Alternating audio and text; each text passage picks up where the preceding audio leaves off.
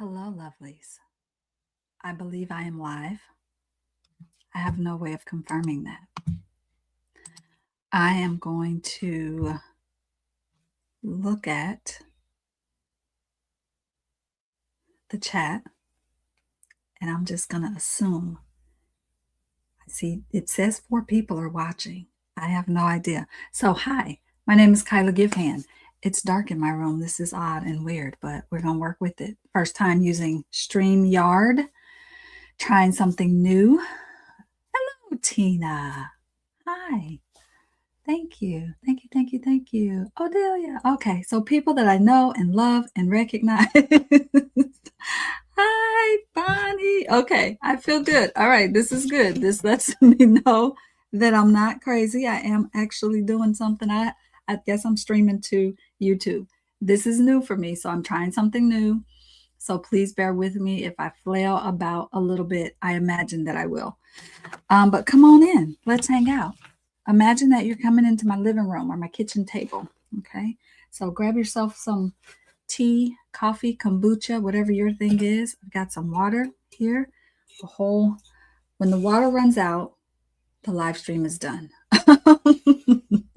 That's going to be how I know and decide. Hey, Div. Hello, hello. Hi, Robin. Yes, good to be back. I have lots and lots to say and share. Hi, Barbara. Oh, thank you. I feel like this whole side of my face is dark over here. I need some light over here. But my plan is to switch down to my hands anyway momentarily. So we're just gonna we won't let the darkness be where it is. Also, really good metaphor for what I'm going to talk about today. The fact that all of this darkness is over here and all the light is on this side, and how I'm moving and shifting into the light. We're just going to use it as a metaphor. That's what we're going to do. Okay. That's what we're going to do. Thank you. Thank you. Thank you. Hi, Joni. Oh, Joni. Why does it say Barbara? Are you trying to trick me? Oh, I get it. I know now. I figured it out. Thank you for clarifying that. If I'm at the table, then I'm going to need some Super Sunday. Right. Listen. Have you made a good pot of soup lately?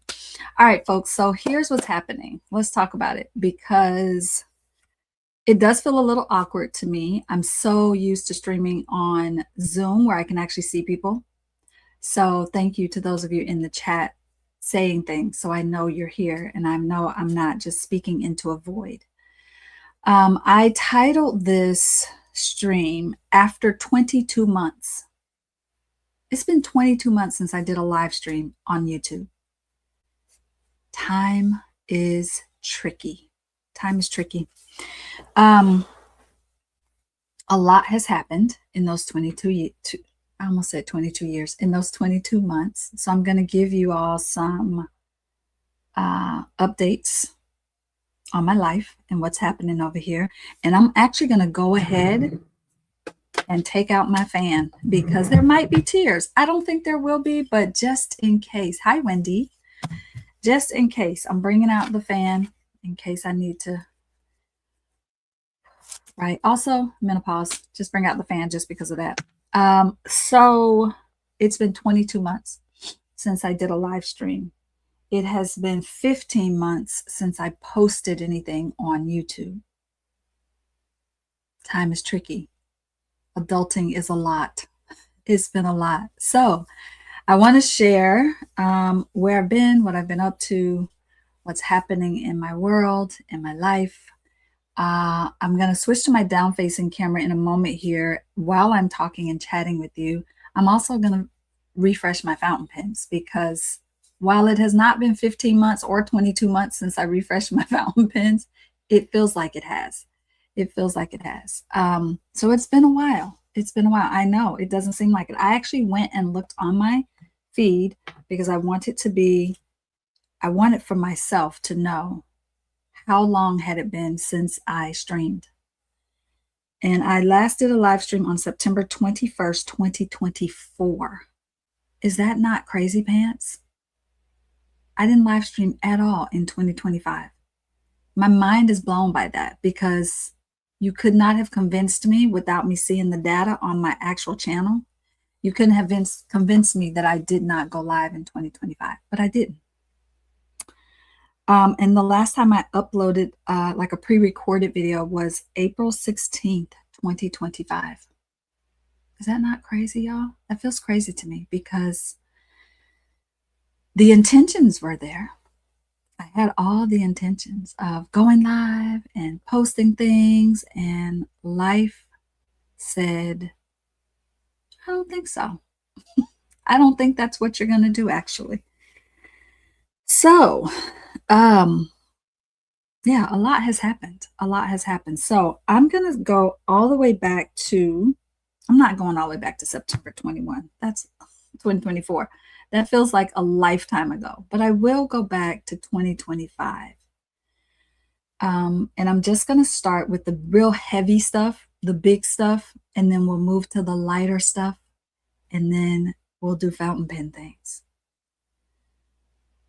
All right, so the big stuff. And many of you already know this because you're in my community very actively, or we have some other relationship where we get to speak and know each other more intimately than maybe we can here on YouTube. My husband Damon, let me start by saying he is alive and well.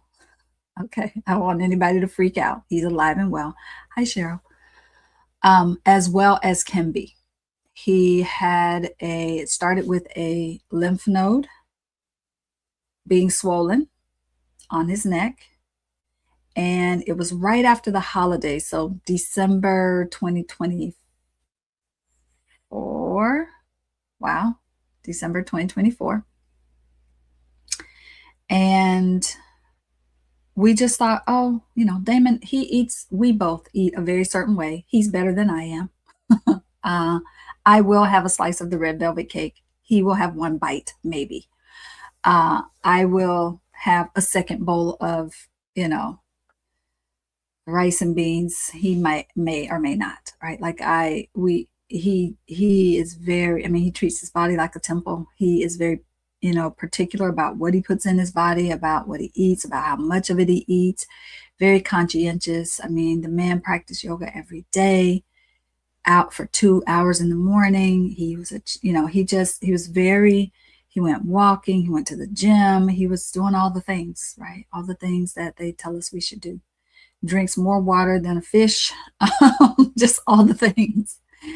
So he got a lymph node swollen, and we thought, okay, you probably just went off the rails for Thanksgiving, then and Christmas was right behind it. We didn't really think anything of it.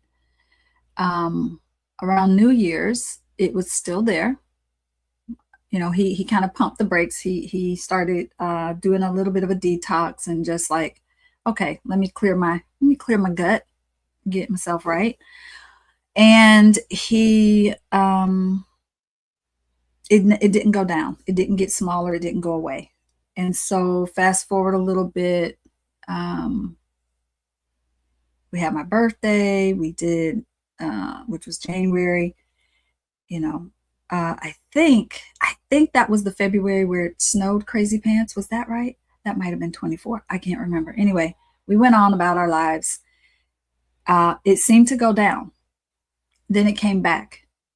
And it was a little bit bigger when it came back. And we thought, that's odd. That's odd. But we didn't think anything big of it. Now, we should have, because Damon has not been sick. At that point, he had not been sick, not a cold, not a sniffle, not a headache for 20 years almost. Okay, so we should have instantly been like, nope, this body doesn't do that. So let's go figure this out. But we did not. We did all the things that we know to do at home, and it just kept getting bigger.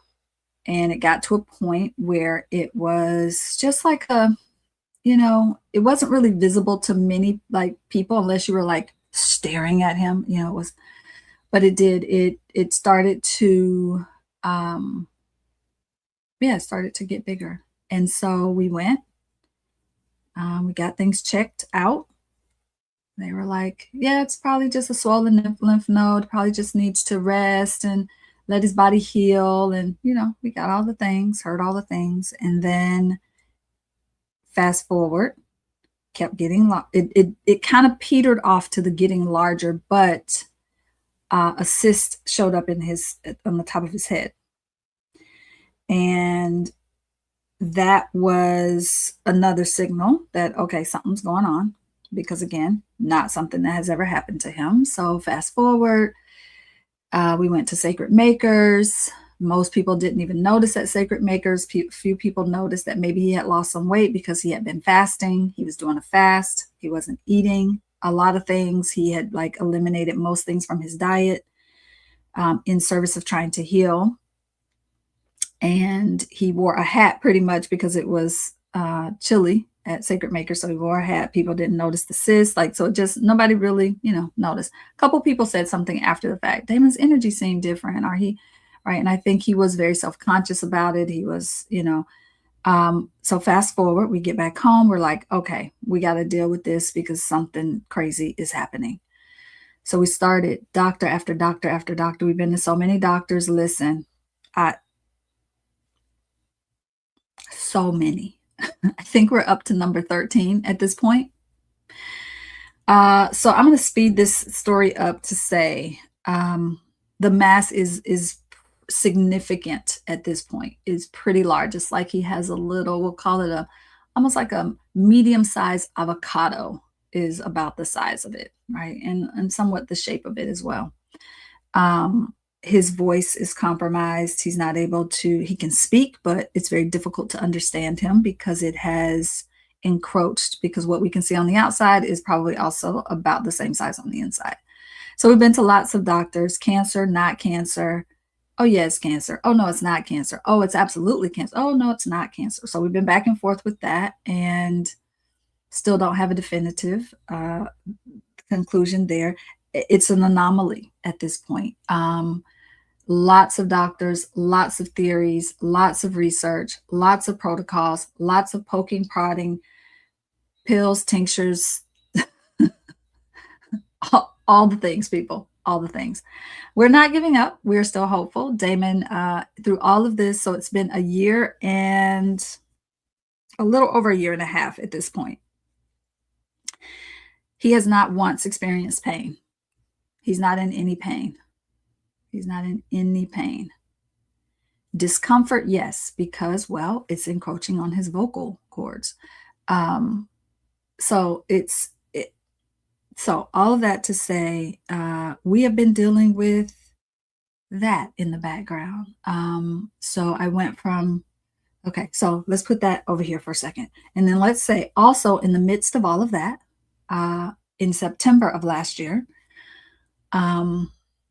well, a little before September, I can't remember when now, maybe it was after Sacred Maker. So maybe July, August, my mother fell again. I think that was her fourth fall in a span of 2 years. And some other little things happened that I won't disclose here for her privacy and her, Damon is like, he's like, babe, you can tell them whatever. I'm an open book. My mom was probably an open book too, but I didn't talk to her about it. So I won't share the details, but for reasons that as her daughter, I was like, oh, it's time for you to come live with us. We did like a mad dash scramble to move her in with us, which meant we had to also move. Damon was going through a protocol at the time that did not really allow him to, he didn't have a lot of strength. He could not really, anyway, we moved. We did a big move. We moved 2 apartments into 1 house. Yes. Whatever you're thinking right there. Kyla, are you crazy? Whatever you're thinking. Yes. Yes. Yes, I am. Yes, I am. I see the chat. Thank you all. Thank you. Thank you. Thank you.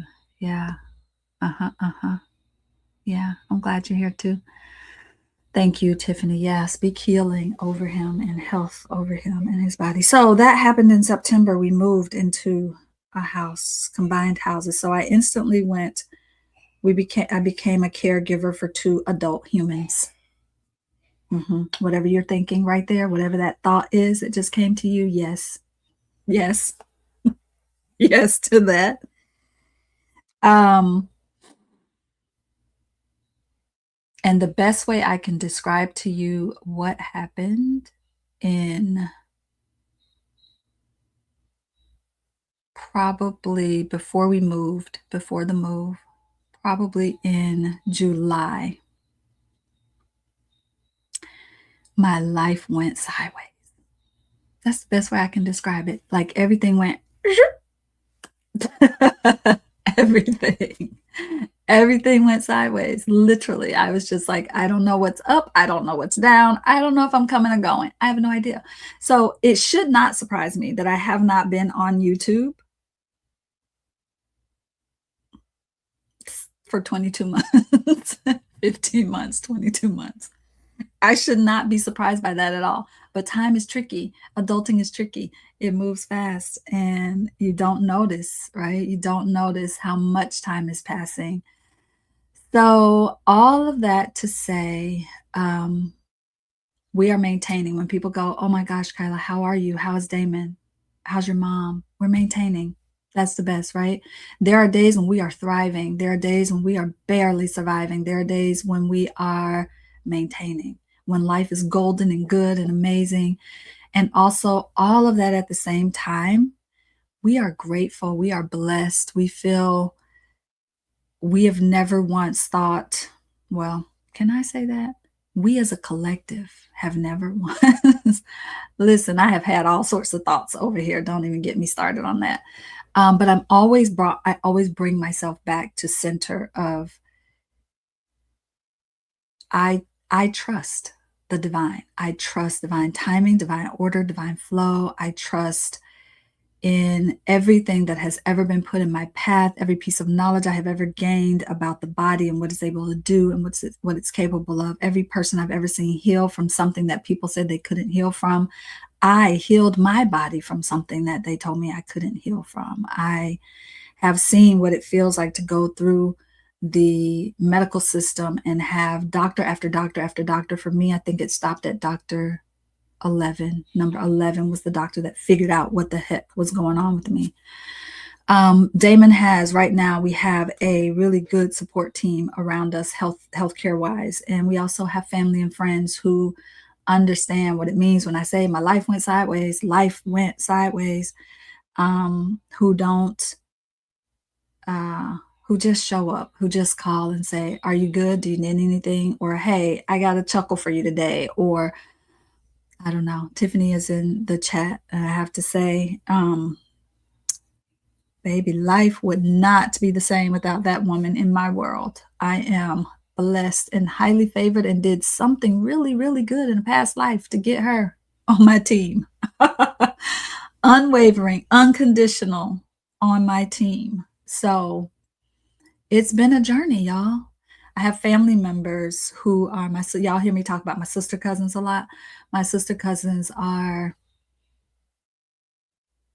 amazing humans. Not in the chat, but always, sort of circling, surrounding. Ebony, some of y'all know Ebony. If you went to Sacred Makers, you know Ebony. There have been people who have stood by me and not judged the number of ways that I have not been able to show up for them, have not been able to do what I always have done to the level at which I always do it. I've been late on things. I've missed deadlines. I have,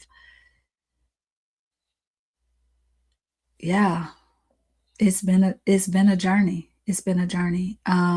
There were days when we were spending hours with Damon getting infusions. So I would have my laptop. We'd just be sitting there at the doctor's office with him hooked up to things, getting infusions, doing the thing.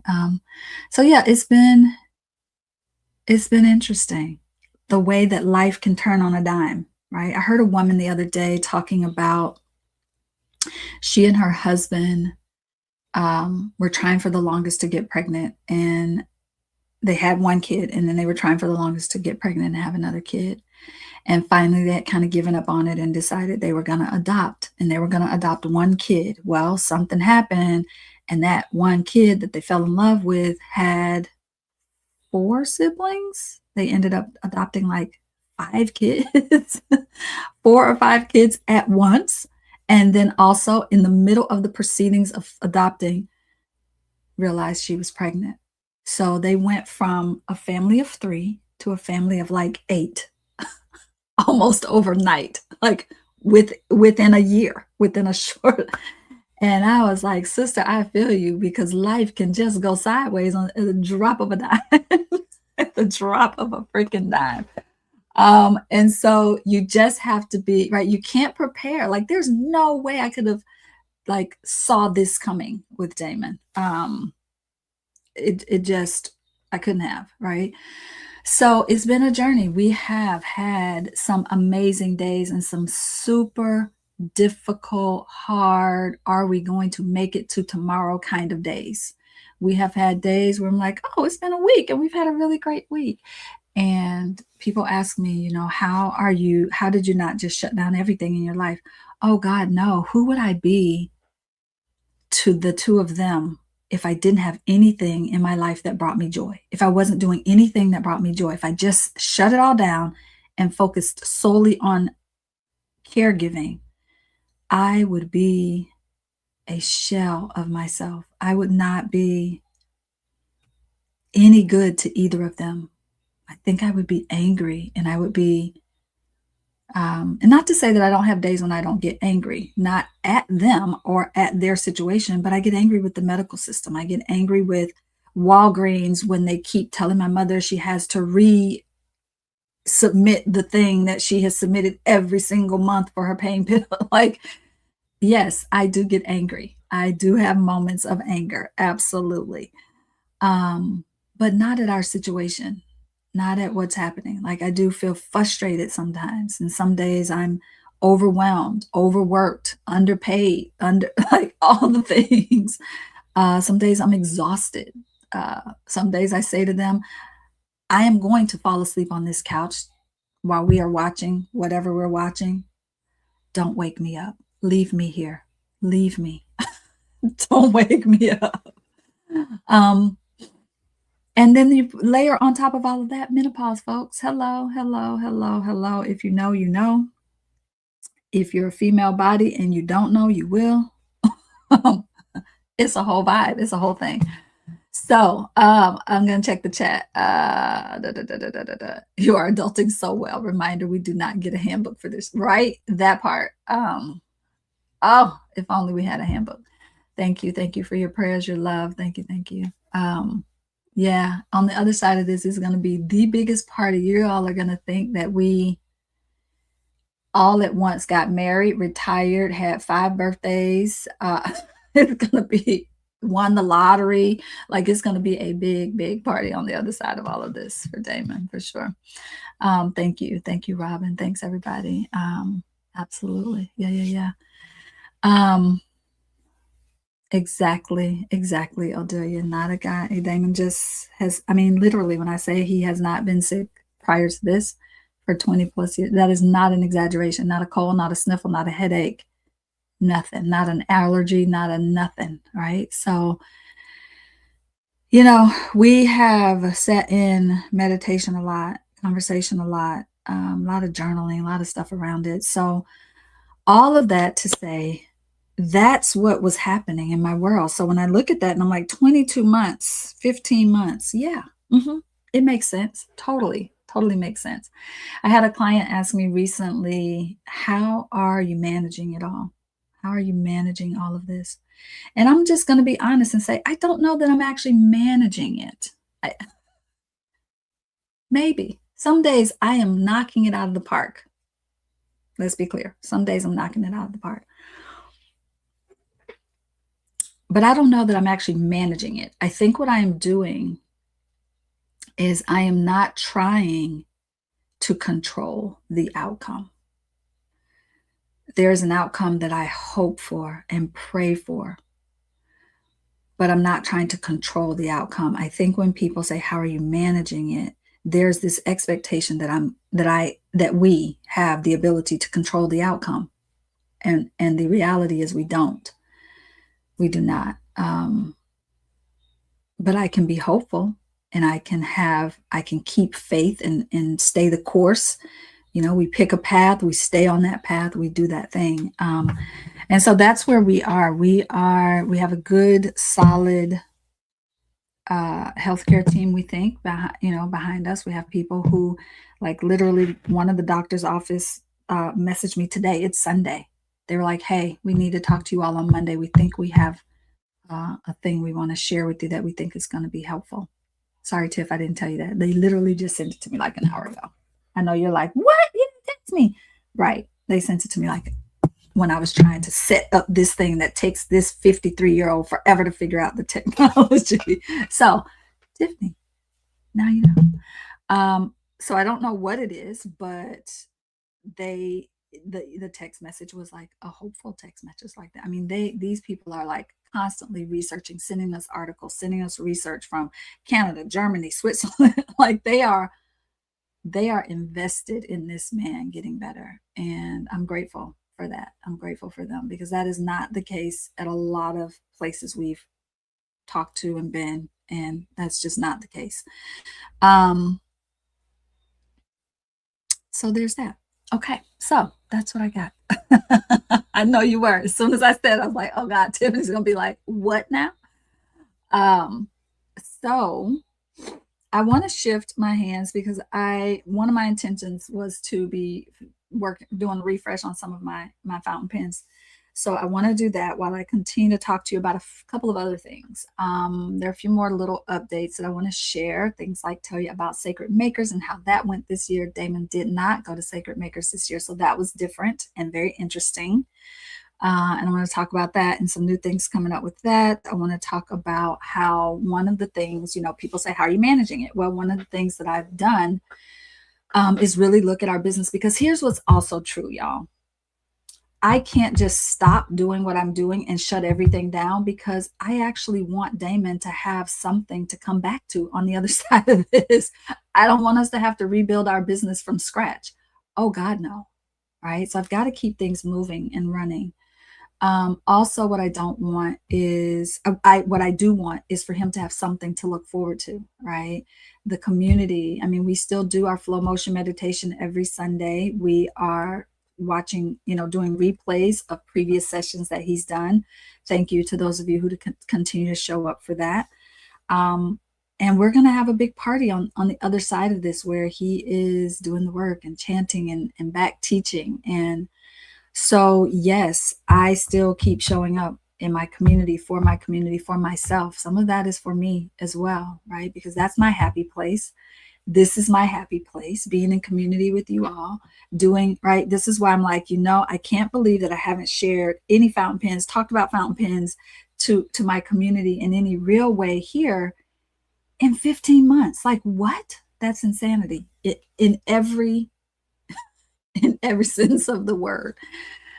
So the business hasn't stopped, but I have made subtle tweaks and subtle changes. For instance, two big changes. One big change I made was let's shift and we'll talk changes. How about that? Let's do that. Let's shift and talk changes. There's stuff on my desk. So let's shift and then we will talk changes. Okay, I said that like I know how to shift. Hold, please. This is new.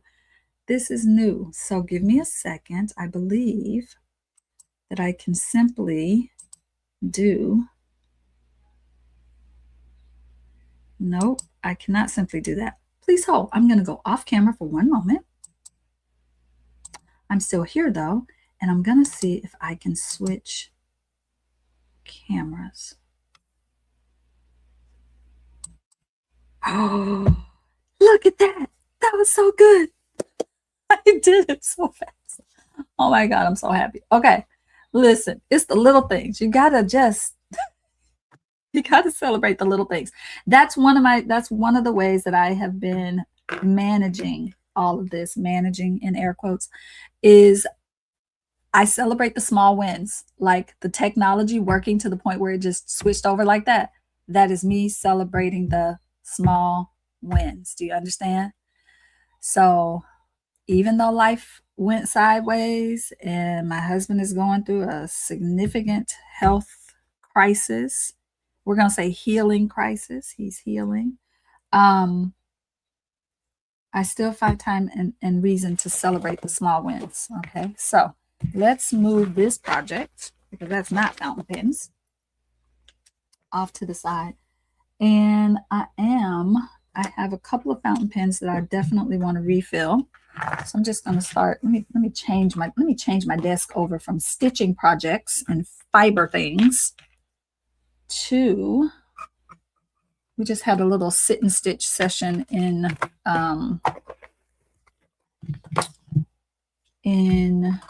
PPP.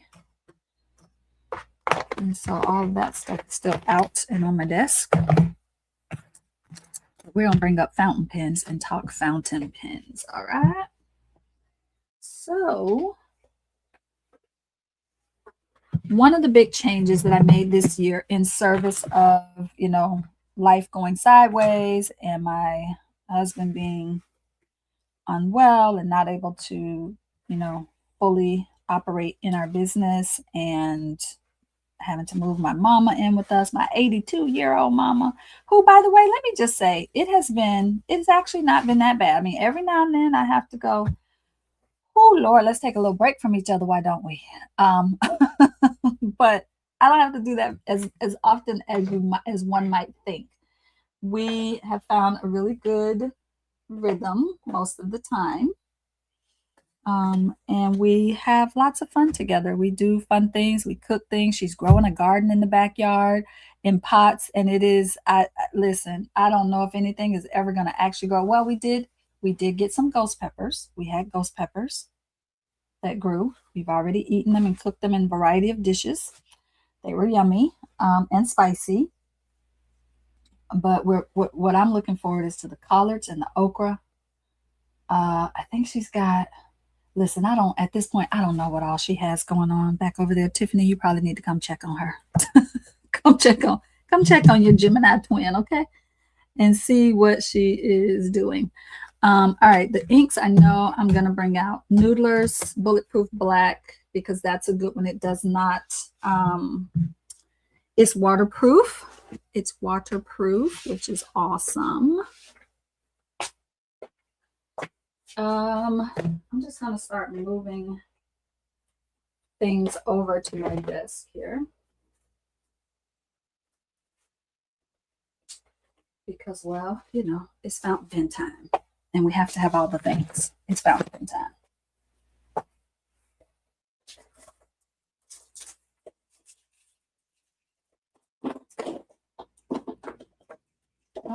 Give me one moment, folks. I shall return.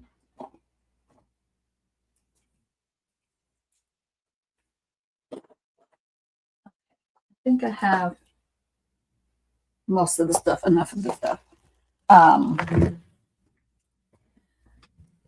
So yes, moving mama in. We still have a ton of stuff in the garage trying to figure out. I mean, combining two households is a lot.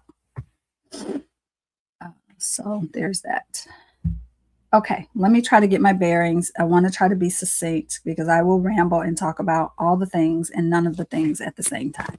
Okay, so what I want to talk about first is one of the major changes that we made in the business in service of freeing up some mental space, energetic output. One of the major things that we did is we have transferred ownership of the Artsy Marathon to the ladies of the Ugly Art Club. That is Tiffany Smith, Dee Dee Catron, and Kristen Peterson. They will now be running the Artsy Marathon, because it's not just showing up 24 hours. It is literally showing up 24 hours, but all the work beforehand of wrangling teachers, getting teachers scheduled, figuring out the market, like it's a lot for one person. And I've done it for 4 cycles, 5 cycles. And it was time. It's like if there's one thing that I can take off my plate and give to people that I trust will do it justice, will treat it with love, will nurture and love on the community that I've already built around that offering, it's those three ladies. And so I if it had not been them, I either was going to continue it and change it up a little bit, do it differently, but they were willing, and I'm really happy about that. So, all right. That's one major change that is happening, and that has freed up a lot of mental space, time, and energy for me, honestly. Like just not having, because usually I start thinking about it right about now. I'm like, it becomes like a sole focus in my life around July. And my brain just I don't I no. I was like, I can't do it this year. I already knew then that I wouldn't be able to. And now, knowing what's happening in my world right now, absolutely would not have been able to do that. So that's one big shift. All right, let me just share with you all before I'm going to bounce back and forth between pen things and life things. All right, so this little baby here is my platinum. Uh, the name is hard to pronounce. Curidas. It is a retractable fountain pen, which I love. And I think my nib is very clogged up, probably. But we're going to see. I'm going to try to fill it anyway. Because I love writing with this pen. So good, so easy. It's a really great one. So that's going to be one of the first ones that I fill. And then I have, we'll just talk through the pens and then I'll start filling them. Then I have, so Kelly Hoffman traveled to, I don't know if Kelly's out there, but hi, Kelly, if you watch this. She went to, listen, I'm going to get it wrong because she's been a lot of places. Tokyo, maybe. Japan, I think. And brought back 3 pens for me. I don't know where the third one is. It's probably somewhere over there. I need to grab it. But 2 of them were these 30th edition Sailor Fude pens. I have a green one, but these 2 are a different color because they are the special ones, the 30th edition ones. I think you can probably get them here in the US somewhere as well, but I thought it would be fun to have one from there. And so did Kelly. So I don't know if my hand is going to do it justice. Let's see. It's not going to focus. Come on, baby, focus. Well, the Fude is a bent nib. The nib is bent, and so it writes a little differently. Oh, I'm so disappointed that it won't focus. I'm giving you an opportunity. Please focus. Nope. Not going to do it. Oh, there it is. There it is. Okay. I moved slightly and it went out of focus. Okay. But it's a bent nib, a Fude, Fude, for those who want to go searching. And when I tell you that it just gives a different experience to the writing, it just gives a different experience. So there's 2 of those. And this TWSBI, oh, no, I don't think this, I think I've already taken it out of the box, but let's just make sure. Okay, I'm like, I don't think that's in there because I know I opened that pen. That TWSBI, so most of my TWSBIs probably need a refresh right now. No, look, they got ink in them. Okay. That TWSBI is this one. It's called Plum. I have not put ink in it yet, mostly because I haven't figured out what's the right ink. What ink is the right one? All of these have ink in them. How many pens do I have inked at once, you might ask? Don't ask. Don't ask. Don't ask. This is my little ink journal that I started creating. It is, Tiffany, whatever you're about to type in there, just stop right now. Stop right now. It is organized by color. Whatever you're getting ready to write in there, Tiffany Smith, don't do it. So this helps me kind of be able to go through, and I don't have all of my inks in here yet. This is a work in progress. Just my little swatches so I can see the color. I've tried to organize them by, you know, these are the reds. I've got a lot of reds. I think I love red. Got a few oranges. This is leaning more yellow, but we put it with orange because, well, that just seems like it makes sense. Is my stuff backwards for y'all? Does it look backwards? Why does it look backwards on my screen? That's weird. This ginger chicken, if anybody has this ink, please, please, I will barter with you. I need it. I want it. Ginger chicken by Dominant Industry. For whatever reason, I think it's not, you can't get it anymore. I don't know, but I love it. It's so yummy. And then I have some greens. Totally 1000% in love with this Robert Oster Schwartz Rose. Can y'all see the shimmer? You probably can't. Let's bring it up and see. Can y'all see that shimmer in there? It's like a green with a rose gold sort of thing happening. So good. I'm wondering if you actually saw the, let's just go back real quick to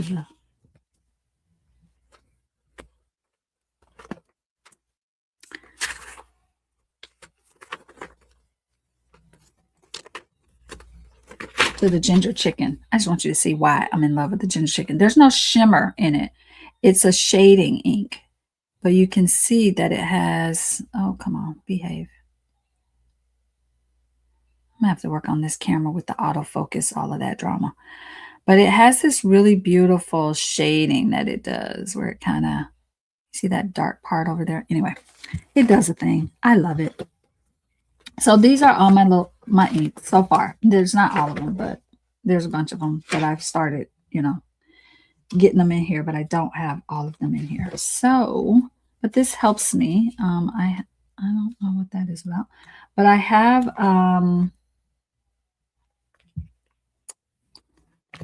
well, I have a swatch book. I have a bunch of things that help me kind of keep the inks so I know what inks want to go where. So the plum, this plum pen, you can kind of see that plum there. That's the name they give it, plum. And I was thinking a lot about this little Noodler's Burgundy. It's kind of almost a magenta color, or this little black currant. I just renamed it over here blackberry, but that's black currant, or maybe. Yeah, I don't know what I did right there. I swapped the name somehow. That was probably at 2 in the morning. And then this Cafe Crema, I have this. The moment I wrote with that ink, I was like, I am in love.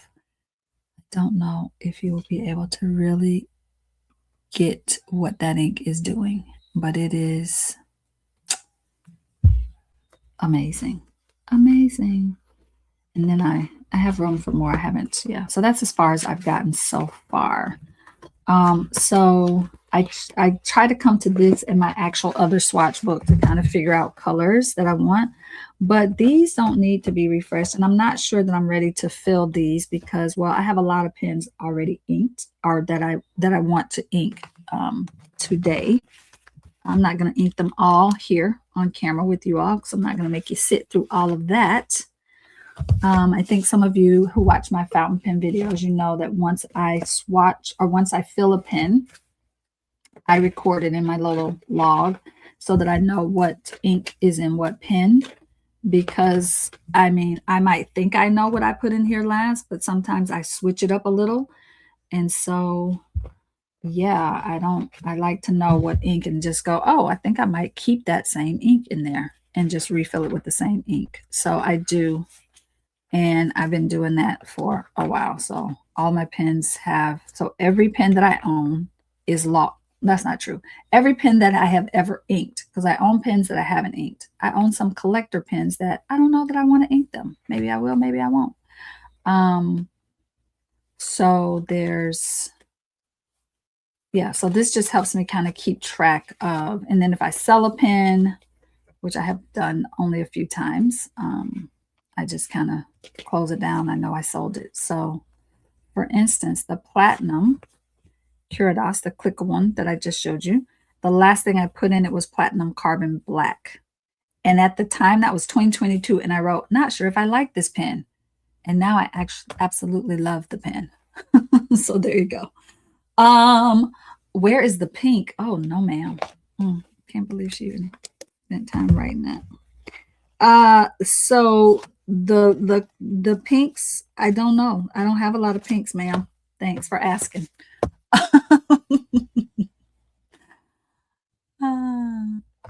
Dude says, I'm bad. I use my fountain pen ink in my art instead of in my pens. I think that's good. I don't think that's a bad thing at all. Okay, so organized. That is how we are, friends. We keep each other balanced quite well. Keep each other balanced.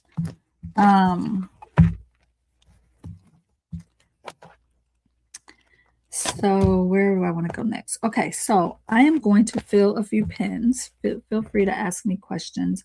Also, I have to say, don't judge me when I say this. I was cleaning out the sort of back part of my drawer today, and I found this Lucky Star pen that I have had for a few years. It was a special edition that they did. I've never inked it. I've never written with it, never inked it. But it's a limited edition, so I don't know that I'm going to, but we'll see. I just thought I'd say that out loud. The other, so what I'm going to ink now is this one. And I think I'm going to ink, oh, it's going to be a little bit of an avalanche over here when I move things. I think I need to re-ink my Waco and my two Lamis that I reach for all the time. And I think that's all I'm going to ink today. These two I'm getting cartridges, so that's an easy swap. Unless, oh no, I've already inked that one. That one doesn't need any. That one's solid. Good to go, I think. Why don't we just double check it? Yeah, that looks pretty full. I'm going to hold it up to the light. Yeah, that's pretty full. I must have already filled it. Yay. So that's done.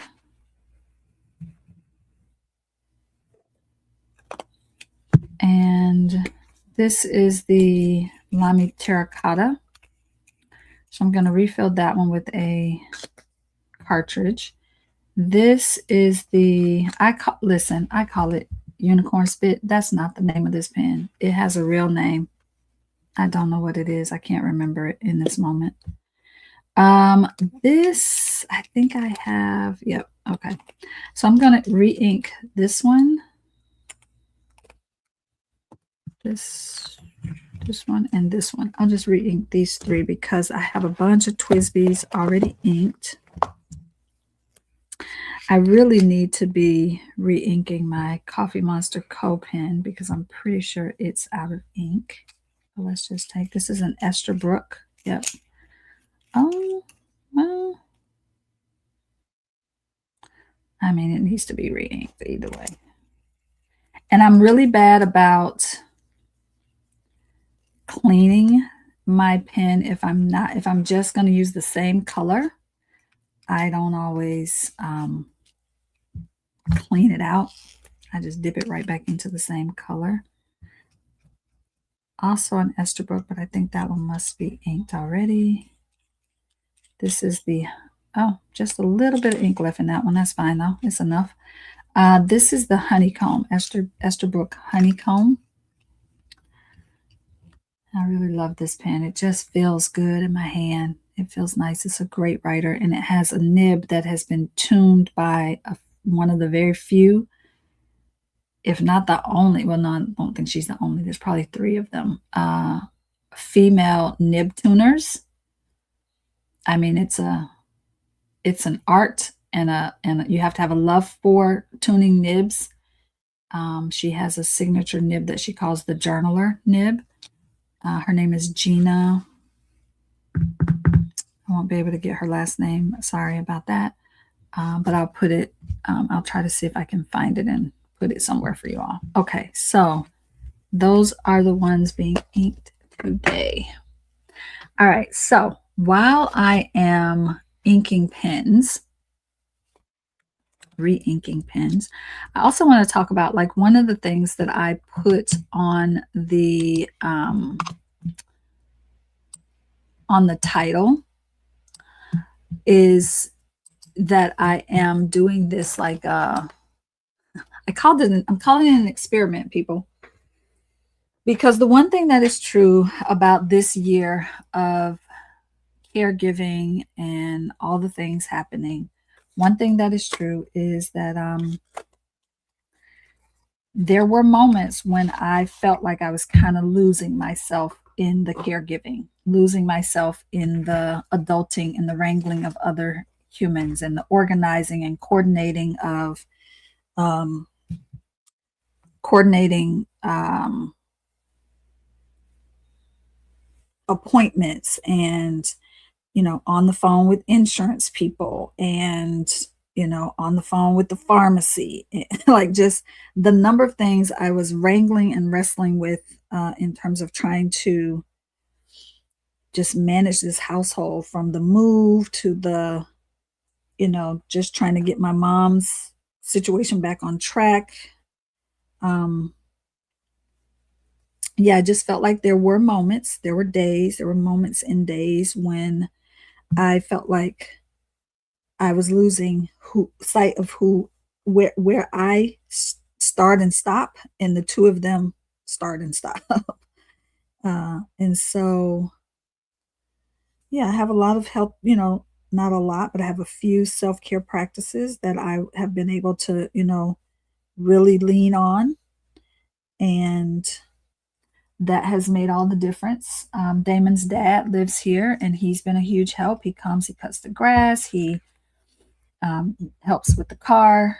He does a lot of the things that Damon, typically would do and handle. And so that has been, I feel like I'm missing a piece to this. So having that has been very supportive and helpful. I'm going to have to move this one to the side because I feel like I'm missing a piece right there that I need to locate and situate. So we'll start with the easy one. This is an easy one.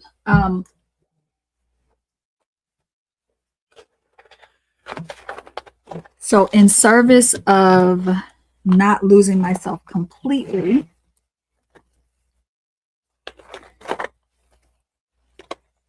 I have decided that I need to lean on some of the things that I know to do, some of the things that I teach and practice when life is good.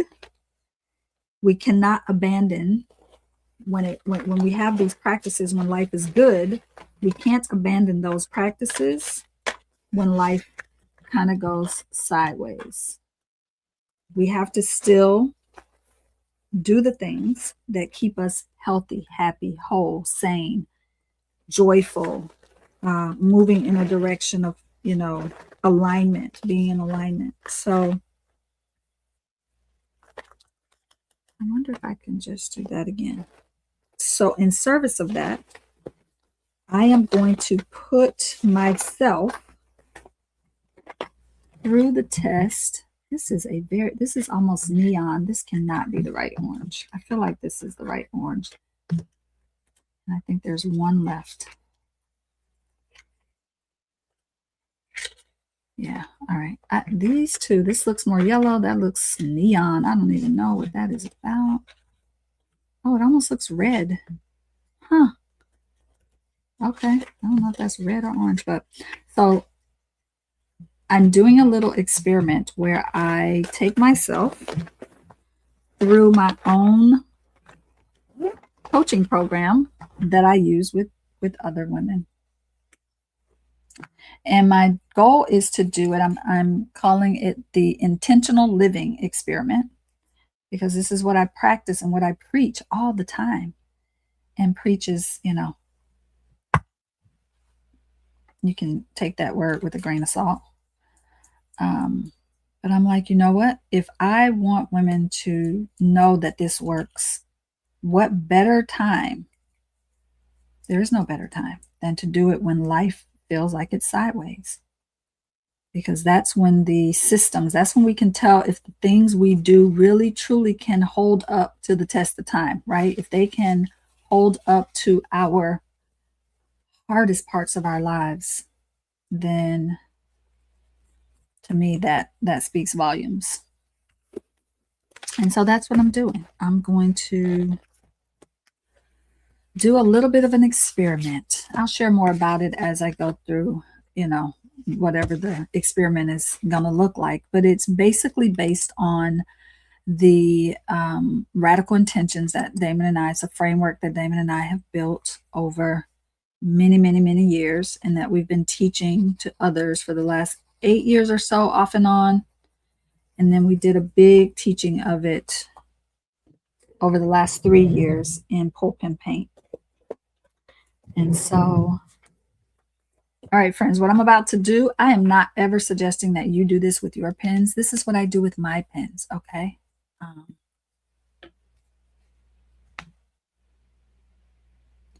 This is just a little, the stuff you would put in your eyes to click, but I just like this mostly because it's in a little dropper tool.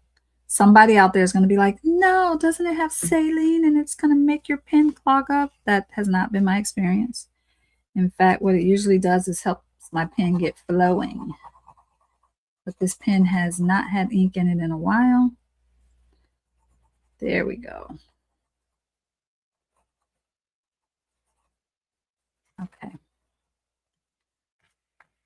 So my intentional living experiment.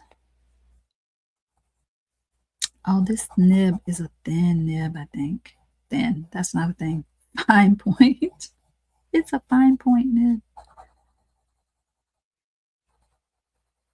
I'm just like getting it charged up so that ink flows. But yeah, this is a fine nib. It's, I think fine nibs have their place in the world. But I'm more of a medium broad kind of nib. Medium and or broad. That sounds like a medium broad. Like, okay, never mind. I like my nibs to be medium and or broad. Broad. Okay, she is re-inked. And we're good. And toss that one. Now you can keep these. Lamy has a very specific type of cartridge. It's not a universal cartridge. It is proprietary to Lamy. But you can take this, take a syringe. I know, I'm getting real technical here. And use any other color on the planet and just shoot it in here. And then now you have, right? So sometimes when I want to switch it up to a color that I don't have in a Lamy cartridge, I will do that. But I also have a Lamy converter that I could use. But I just find that it makes me happy to do it that way. All right. She is re-inked. Did we say she was getting re-inked? Yes, all of my pens are she, in case you're wondering. So the intentional living experiment. Because here's the thing, I don't need to overhaul my whole life. There's just certain areas, for instance, places where I think that I have really not been living with intention, have to do with my health and eating. And this whole thing with Damon has really made me hyper aware of what's going on with my health. Oh, that pen is just so yummy the way it writes. You know what? I think I reversed. Is this one the journaler nib or the other one? Either way, it doesn't matter. This Esther is beautiful. I need to figure out what ink is in here. Hold, please. Let's consult the reference. Colorverse Soul. Color Verso. I don't think I have a lot of that. I think I have just little vials of it. Like, oh, how funny. Little vials like this. I think this might be the last one of this ink. So it stands to reason that explains why that pen is not filled. Okay, I will rectify that another day. Um, God, that pen is so good. I gotta write with that more often. Esterbrook, and this particular Esterbrook, by the way. So let's be clear, Esterbrook is not like Lamy. I love my Lamys. They are workhorse pens, but they are like under $40. This is not that. Okay, this pen is definitely not under $40. Let's just be clear. This was a special limited edition done collaboration between Coffee Monster Co. and Esterbrook, which is why it has this lovely, like, sort of cafe au lait.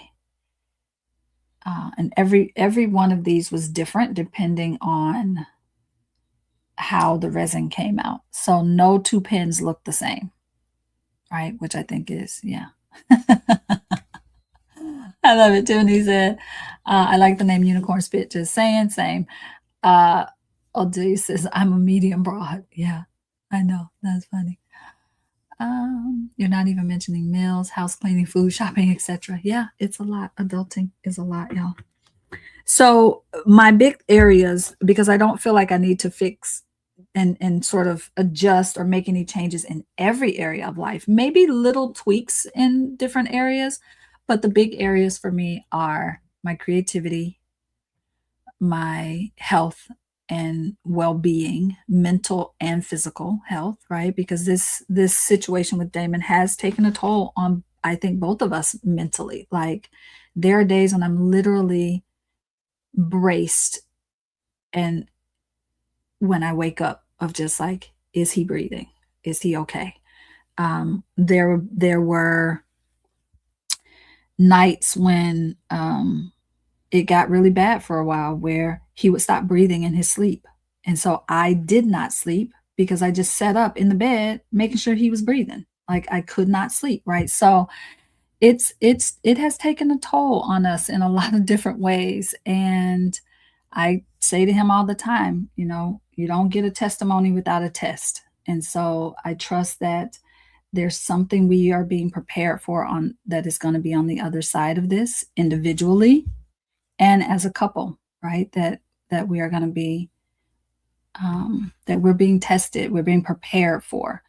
And maybe that's not true, but that is what that keeps me going and gives me hope every day, is like, there's bigger work that God has in store for us. God, source, universe, whatever name you want to use there. And so I definitely, as I do this sort of intentional living experiment, I'm focused on the things that I think I need the most energy around for me, right? So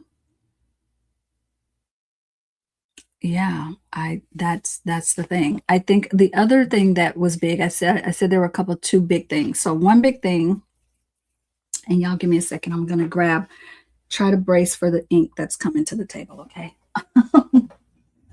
Some of y'all have seen this box before. This is the box that holds all of the diamine ink vent.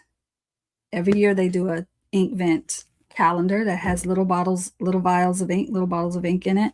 And yeah, I mean, it's more ink than any one person is ever really going to use. So, try not to judge the amount of ink that I have in this container, but there's a lot of it. And I'm looking for a specific one. So yes, every single one of these is an ink, if you're wondering. Actually, I think I know exactly where the ink is, and I don't think it's in here. Although this little stargazer could be a good backup if I don't find the one that I want. The one I'm looking for is called Blizzard, I think. Maybe. I don't remember, but it should be. on top. I love the names. They do a good job with the names. I feel like I should donate this to Specs Lane. It's called Pink Ice. I don't see me using that anytime soon. Sweet Dreams might need to come over there too. Okay, so let me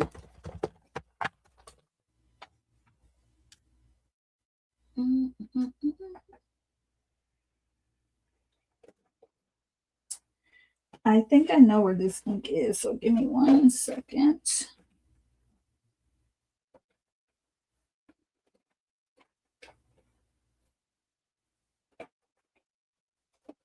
Well, I think I know. Thinking and knowing. I have a whole set of pens that have just been waiting in the queue to be inked, and I'm just not really trying to have that many pens inked at once. Oh man. All right, I may have to switch up the ink in that pen, and I'm not very happy about that, but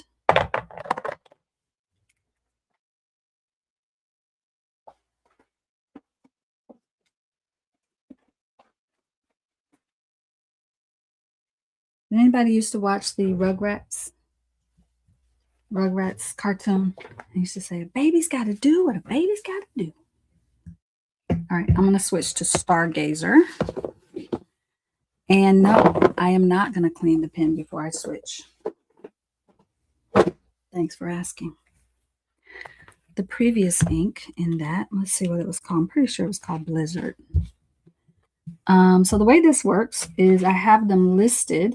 I have the pen listed with the page number, and then I just know which page to go to. So it's not in this one.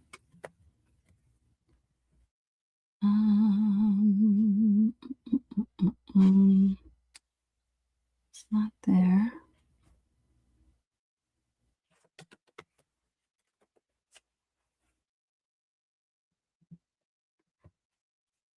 See? Unicorn. 34. All right. So what do we have in that pen? I'm pretty sure it is. Yep, it's called Blizzard. But see, isn't it just perfect for that? I really just want that one because it's perfect. They go together perfectly. Yes, bring your pen over here. I will refill it for you, darling. So, oh, thank you, Odelia. Yes, you are right. Our love is strong. And that's the one thing I can say through this whole thing. That has never wavered. Like there's not been a single moment where I questioned, any of it. Not at all. So that's a blessing. All right, so we're gonna see what this one looks like. So, the other big thing that happened is I changed PPP and how that community sort of flows, because every year, again, trying to get all the teachers scheduled for the entire year at the beginning of the year was killing me. It was a lot. So I needed to shift that. So I did that by turning it into a membership instead of just a year program. So people can come in and out. They can, decide how long they want to stay in the program. They can, most people have signed up for the whole year. And there's so much content in that program that, I mean, you could be in there for 5 years and never get through all of it.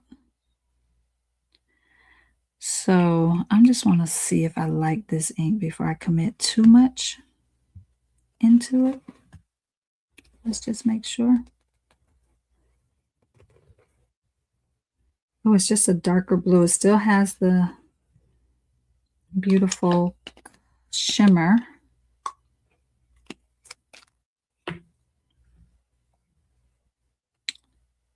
I need to just check. See, sometimes the ink will stain the pen. It just depends on the pen.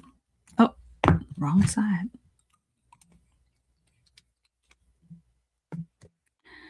And someone asked me once, how do you get your inks into your pen without getting your hands messy? And I'm like, that's not a thing. That's just, unless you're just using cartridges, that's not a thing. If you're going to actually put ink in, your hands will be messy. Just please allow that and treat it as a badge of honor. Treat it as a badge of honor. It's a thing. All right, so let's see what we got here. I think I might like it. It's a little dark. It's a blue that is pretty dark. But man, this pen writes so good. I think that's a broad nib. Let's see. You would think these glasses I have on would tell me that. But I'm going to pull out a helper tool. Yes, that's a broad nib. So what I do when I switch the ink is I do come over, and that was on page 34. I do log that the ink was switched, but the pen was not cleaned. We're not going to claim that I cleaned it because I did not. So this is, again, diamine, ink vent. The color is Stargazer, which I am. So there you go. That works. All right, now I'm getting a little skipping, which means, okay, so here's a fun fact. When you have a pen that has shimmery ink in it, that shimmer is made by mica. Like there's a little, the stuff that makes it shine, makes it shimmery, has substance to it. And so sometimes that stuff just gets clogged in the pen, doesn't have anywhere to go, and the pen will skip. If you put ink that is shimmery in a pen that you do not use often, like now that I've re-inked this pen, I will be using this pen daily, at least once a day, because otherwise the ink gets stuck, the pigment gets dried, and it clogs. This might be the case here, so we'll see. Darker ink. Yeah, skipping a little bit. That means there's probably a clog from previous shimmer. And I just put a little NC, meaning I did not clean it, not cleaned. But the date today is 7/12/26. All right, she's got more ink in her. I feel like I probably need to get a little more ink in there. I was just testing it out. Look how much air, look how much space I have in there. That's the other thing. Sometimes your pens will skip if there's air in the cartridge. And this is especially true for those using converters. So let's see if that helped with the skipping. So I changed up pull pen paint. That was another big change that I made. Changed it up because I needed to figure out how to let my manage my energy. So if I'm managing anything over here, I'm managing the energy. Energy management. There we go. Now it's working. Love it. So good. Listen, can somebody help me understand why my stuff looks reversed? Those of you who know, does it look reversed to you all? Hey, Portia.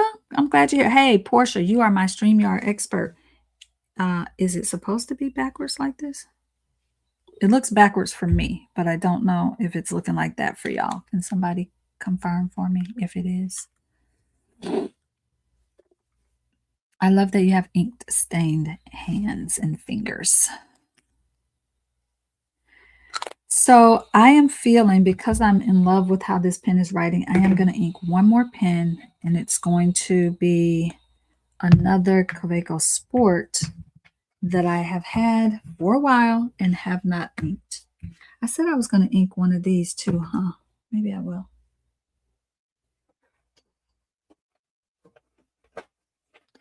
Also, while we're putting it out there, if anybody comes across, oh, it's not backwards. Okay, thank you. Thank you. Okay.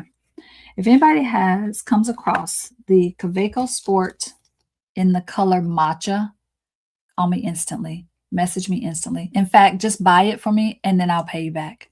Like don't even go, Kyla, do you want it? Yes, I do want it. Buy it and then I'll just pay you back. Don't even think about cost. You don't even have to question.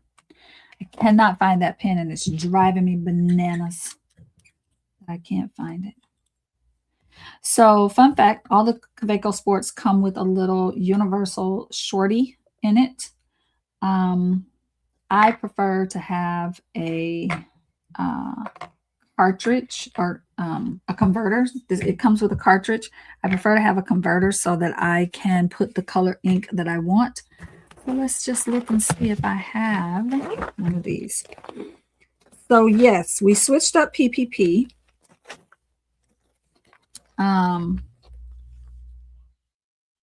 Okay, thank you, Portia. I see your note.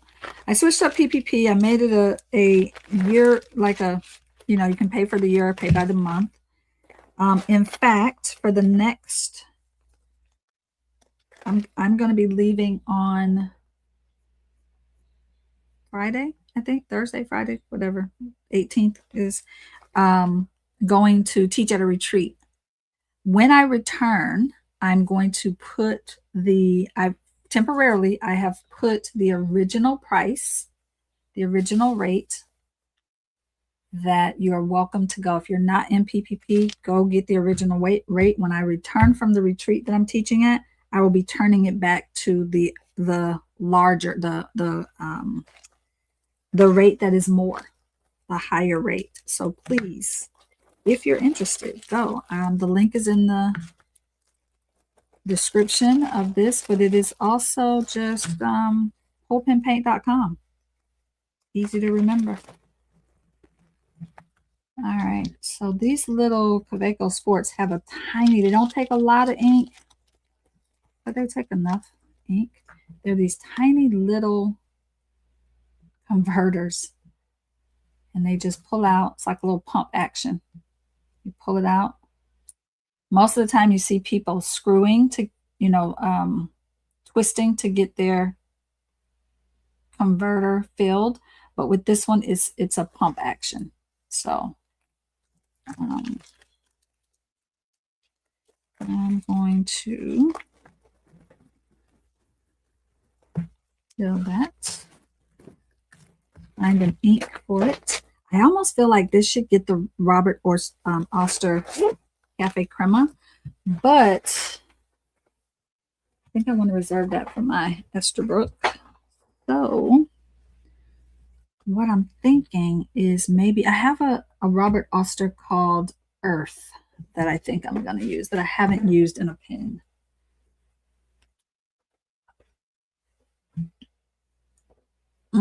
Do I have that? I might be making that up. Hold on.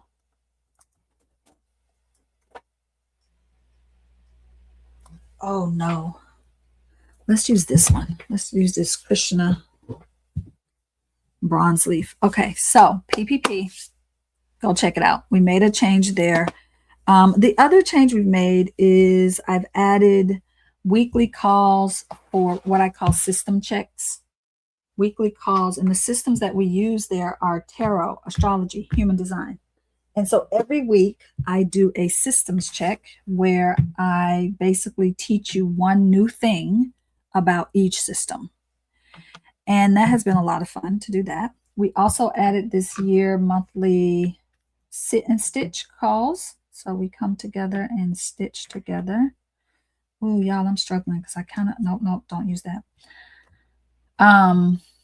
We also, I don't know, we have HD human design energy reports that Kristen Radden, one of my core teachers, she and I are doing every month. We already had our cosmic conversations, which is like our monthly look at the astrological weather, so to speak, like what's happening in the astrology for the month ahead. So, for instance, we did one in at the end of June for the month of July, just kind of giving people, I don't like how that's looking, giving people a sense of, oh, that's just bubbles, of what the energy is going to be like. And the reason we do that is not for like predicting what your life is going to be, but to say, hey, if you knew it was going to rain, wouldn't you take an umbrella? So the point of that is to go, here's what's coming astrologically. How can you prepare for it? Like, here are a few days of the month where your creativity might really flourish because the energies, what's going to be happening in the cosmos, is really conducive to that. Right. So we've always done, not always, for the last, I don't know, 3 or 4 years, we've done the um listen, I just did that in a way that is not really traditional. I just filled the converter instead of putting it in the pen and filling it, because I'm a weirdo sometimes and I do weird things like that. Um, love me anyway. Love the weirdness of me anyway. And it probably, because it's a new pen, it probably would have behooved me to do it the other way. Oh, you live.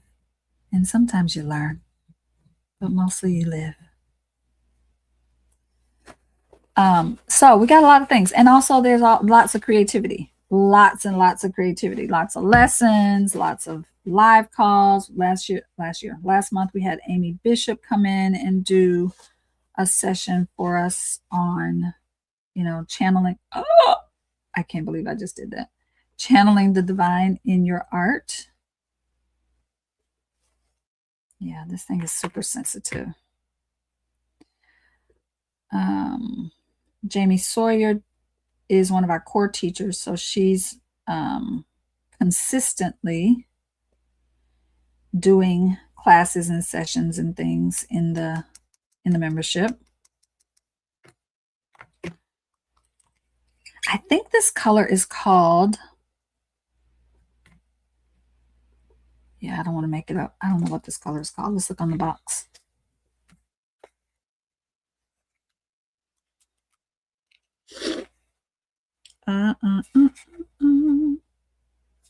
And just like that, they didn't put it on the box.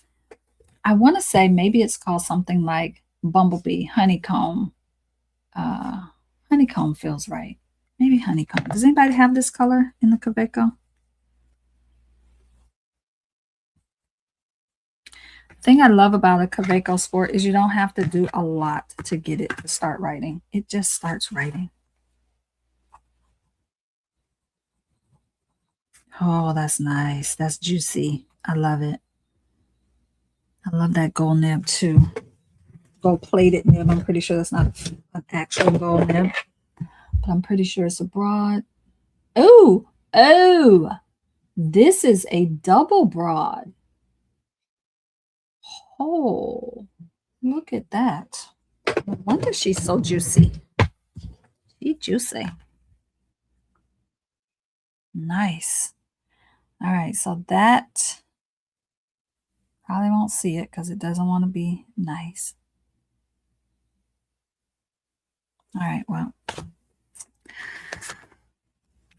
So I just realized in my journey to try and figure out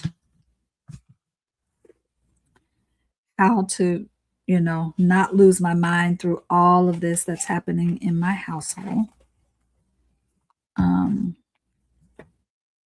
One of the things I realized is that I just needed to figure out where my energetic output was most helpful to me, most helpful to our current situation in our house, most helpful to our business. I did a lot of journaling, a lot of meditation, to really just sit with and figure out what was going to be best. So those two big changes I think were important in the very beginning. Some of the other little things that I've done, I'm a writer. I'm a writer, and I wasn't writing the way I wanted to be writing. Um, and so I'm going to call this, let's just call it honey. It's got little bumblebee hive looking hexagons on there. So I'm like, it's probably a something related to bees. I have a double broad. So a writer who hasn't been writing. So one of the things I did at the very beginning of this year is I started a Substack publication so that I can write more, so that I feel compelled to write more. I'm not writing every day there yet, but I am writing there. I'd love for you to come hang out with me there. It is just Becoming a Mystic is the name over there, Becoming a Mystic. So, I really want to be writing about, speaking about writing, writing about writing, writing more poetry, publishing. I have so many books in the queue that want to be published, that I just need to I needed to shift some things and bring my attention there, right? So I'm a writer and I want to write. I'm also a writing teacher. I think many of you know that. I've taught middle school, high school, college, grad school level writing. I did that for many, many years, over 20, not quite to 30 yet. It wasn't quite to 30. I think I'm probably at 30 now. This nib is juicy. This is a juicy, juicy nib, and I love it because it means you can put, when you have a juicy nib like this, you can put you can put an ink in it that has, like, it's good for shading inks, shimmering inks, any ink that is like a chameleon type ink where it kind of changes and shifts colors. And so I might be buying double broads in my Kaweco Sports from now on, because my God, today that's beautiful. I wish you all could see the shading in that. It is just spectacular. I'm going to have to work on getting my camera to focus and do what I want it to do. So, last pen that we're going to ink. So I started the Substack publication because, well, I wanted to write more. I needed to write more. I felt like I was parched, if that's the best way I can think about it. I was parched. I want to give you a few links. So give me a second here. I'm going to type some links in for you. Okay. Just a couple. The first one is the Pulp and Paint link. Okay. There's that. The second one is, I don't know if that makes it clickable for you all or not, but there you go. The second one is my Substack publication.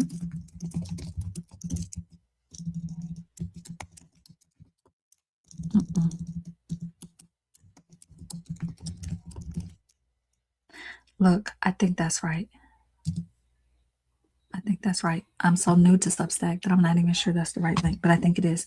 So one of the things that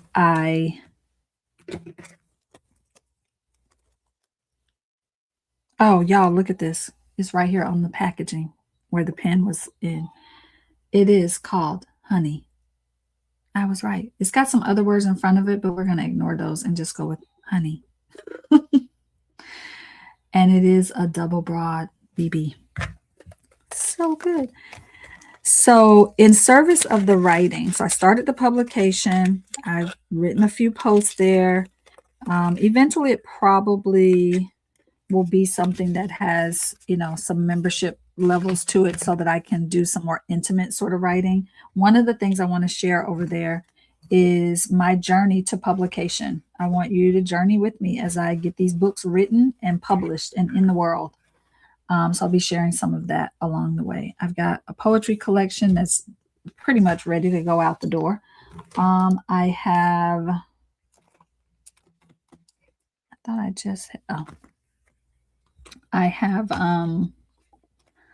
several other books on things like journaling, gratitude. I don't know. I have just listened. So many, so many.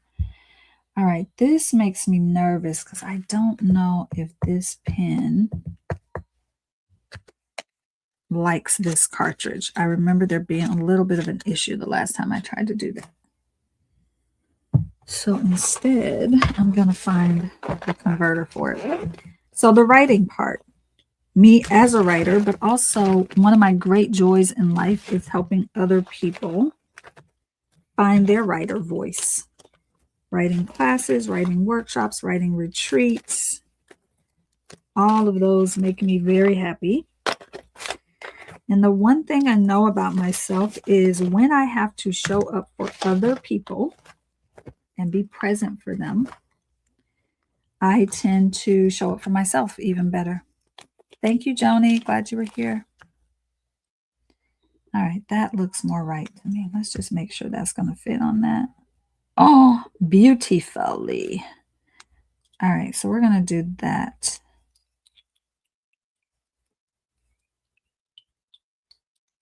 Yep, okay. Now I can use this to fill it with some Noodler's Black. So in service of that, I started a series of drop-in writing sessions. And I am going to give you a link for that as well, because I want you to come write with me. Even if you're like, but Kyla, I'm not a writer. Yes, you are. You absolutely are. And I want you to come and let me help you bring that voice out into the world. So there is a list you can get on. That's it right there. And that list will, for those of you that are not, I'm just going to put it on the screen for a minute there. That list will help you get, that list will get you to more information about the writing classes and things that I'm doing. I think if I use this,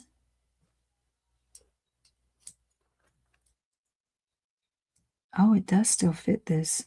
Listen, this whole pen is like an engineering genius moment for whoever sat down and figured out how to make this pen. So the drop-in sessions are meant to be individual. Like you don't need to come to every single one. It's meant for you to pick and choose, to pick one this month, maybe two this month, and then pick another two next month. It's meant for you to come, sit down, generate new writing, test your writing. Let us tell you what's strong in your writing, what you're doing really well. It's very strength-based feedback that we give. It is meant to be just generative writing. Come write, come sit in conversation with other writers. It's very gentle. It's not a critique class. It's not one of my, I do have workshops and things that are critique based, but this is not one of them. There's lots of different topics. I have topics like midlife as muse. And right now I'm doing a series on courageous self-expression. There's a series on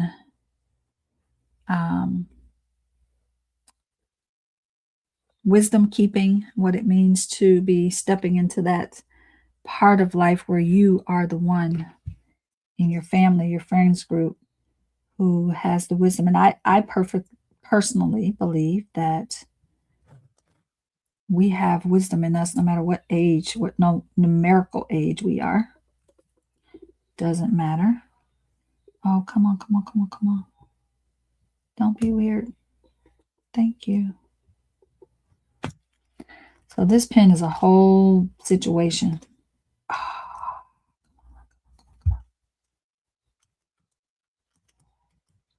There we go. Come on, come on, come on. You have to get everything right in the right spot, the right moment.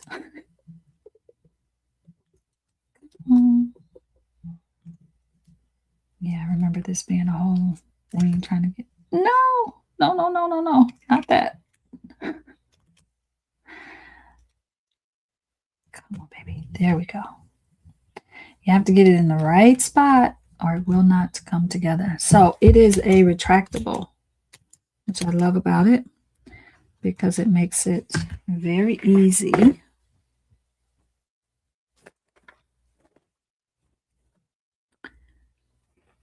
just pick it up, pump that thing, and get to writing.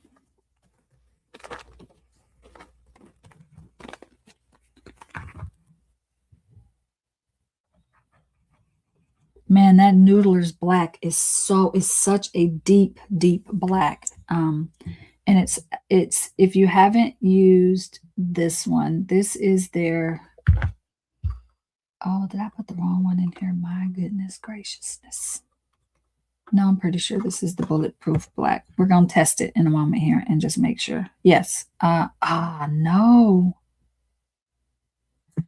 Those of you who came to Sacred Makers and I gave you black ink, did I not give you bulletproof? Bulletproof black? I might have just grabbed the wrong one.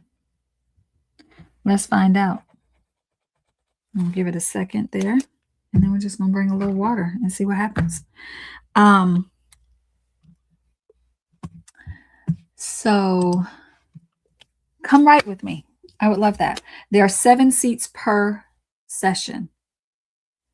And so once it's full, that's so that we can share, so that it can be very intimate. We're not recording. There's no recording. You are sharing in real time with others. It is, we've had, I think I've had about 4 of the sessions so far. They have been absolutely phenomenal. People have written beautiful and amazing things. I'm going to add the series, the Lunar Letter series is going to be added to the drop-in sessions, and those will happen on the new and full moons or as close to them as I can get those, and that will start, I don't want to try to figure out the calendar in this moment, but that will start probably with the next new moon that's coming, which is, no, it won't, because that's Damon's birthday, and I'm not going to work on his birthday. So the next, or maybe, yeah, the next full moon, we'll do that. The next full moon. So that will be a new series that will start. We'll write with the moon. Those of you who've done lunar letters before, it'll be slightly different because there'll only be 7 people in the room, and it'll be very hyper focused on the writing and the story, the stories we want to bring forward. Yeah. Yeah, we're still here, but we're about to wrap up any moment now. Oh no, Odelia, what pen did you just buy? And also, yay, you just bought a pen. What pen? So here are the things I want to invite you all to do. Come to Pull Pen Paint. Link is there on the screen, pullpenpaint.com. Right now, I have the original pricing up, and I'm going to leave that up until I return from the retreat that I'm teaching at. So about a week, that'll be up. So go and check that out. And go, please come follow and be in conversation with me over on Substack, where I'm writing about becoming a mystic, all things revolving around the mystical world, the magical world, the what it means, the mundane world, all of it, right? Cycles, archetypes, making meaning in your life, ritual, creative healing, how to tend to our inner souls. I'll also be talking a lot over there and writing a lot over there about my intentional living experiment that I'm doing. So come over there and see the shenanigans and all the things. Yeah, I would love that very much to have you all there. All right, what else is happening here? A couple other little things. I'm going to switch back here in a moment, but let me log this and then we'll start to bring our time together to a close of a conversation. But mostly, I think what I really wanted to come here and say is I haven't forgotten about you all here. YouTube is my happy place, especially when it comes to talking about fountain pens, journaling, all things paper, pens, ink, but also just how to live the life of a life filled with intention, what you want it, how to build the life that you want it to be.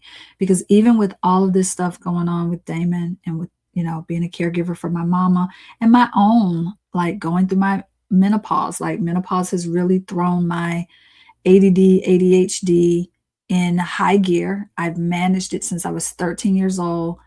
Had lots of therapy and support around how to manage it and how to live with it and not see it as a crutch or a disability in any way.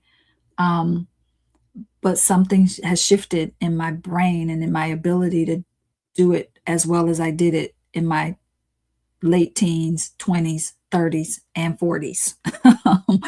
And so there's a lot of relearning that I'm having to do, relearning how to be in conversation with my brain and how to, yeah, just figure out um,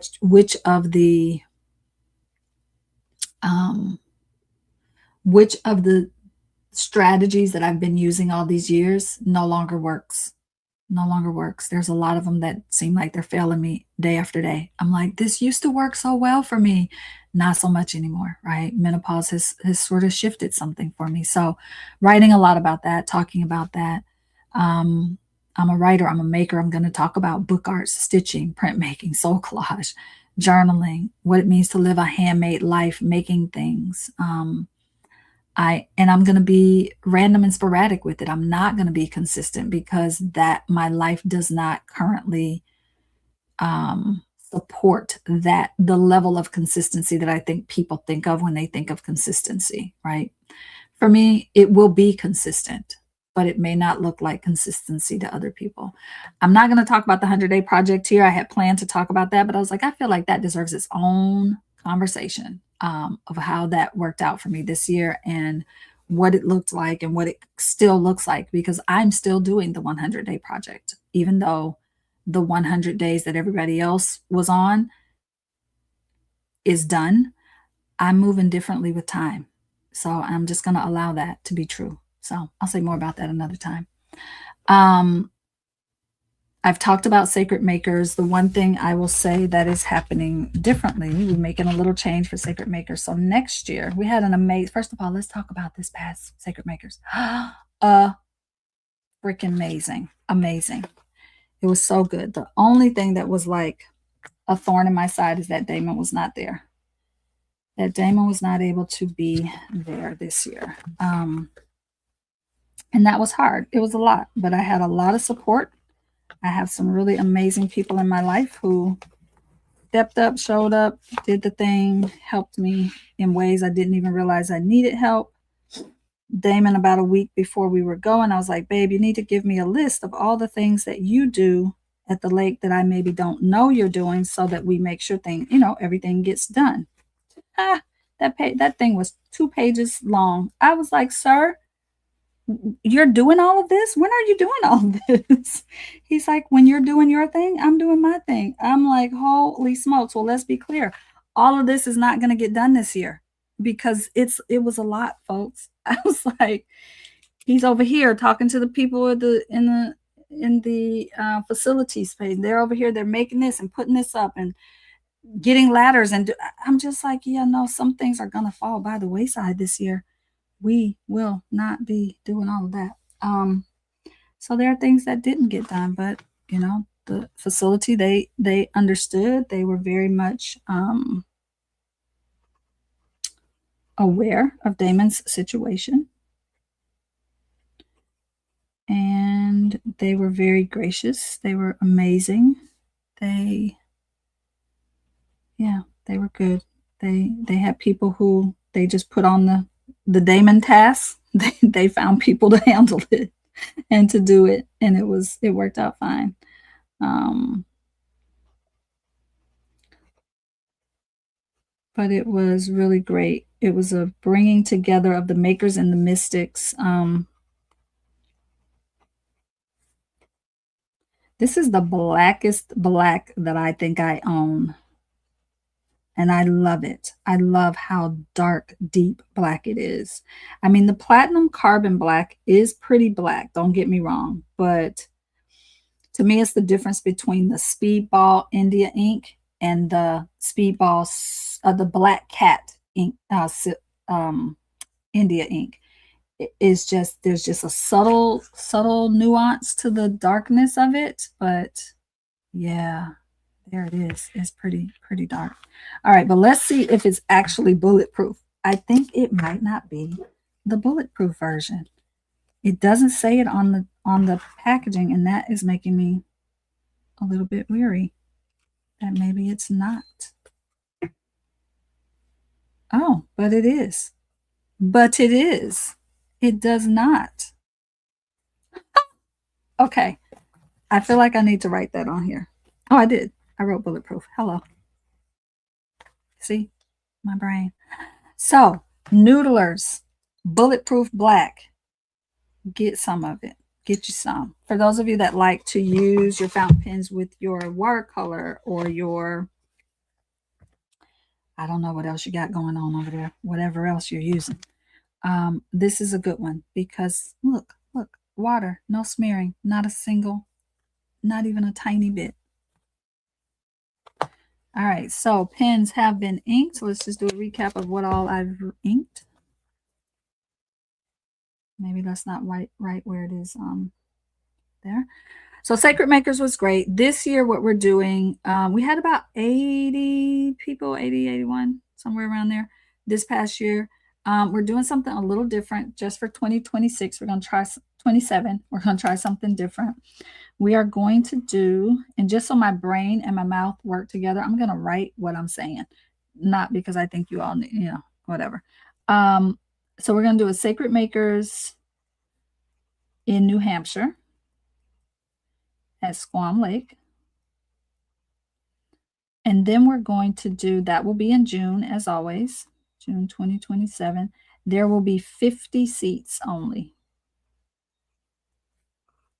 We're going to do something a little more intimate. The teachers that I'm inviting have already kind of been told that we want to create this like cocoon bubble situation for our people. We want to have some really intimate conversations about creativity, about turning your creativity into a business if that's what you want to do. We're going to have just some more intimate time together and more, I keep saying intimate because that feels like the right word, but I guess what I'm really saying is we're going to do a little more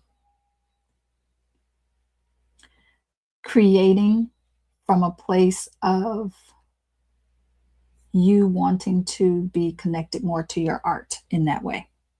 You intimate with your art is where the intimacy piece is coming in. So that's happening in June 2027. And then fall of 27, we're doing a Sacred Makers South.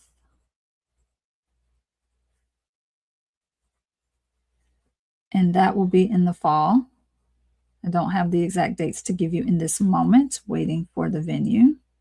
This will also be 50 seats only. This, I'm going to put a little asterisk. We may end up having a few more seats than 50, but it's not going to be like 100 seats or anything like that. So again, trying to create, I want you to be able to have conversations with your teachers. I want you to be, I mean, that's the thing that people said this time is that they loved how they got to actually sit and have time with their teachers to talk and have conversation, and that not that that doesn't always happen at Sacred Makers, because it does, but I think this year something felt different for folks, even though we had more people than 50. So we'll see. So that's the plan for Sacred Makers going forward. And that, I'm a space holder. I'm a teacher. I'm a space holder. I love being able to do workshops, retreats, writing circles.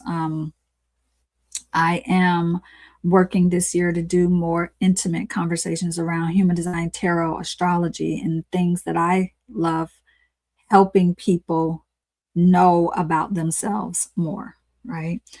More writing in person, more writing retreats in person. I do have a writing retreat coming up September 13th.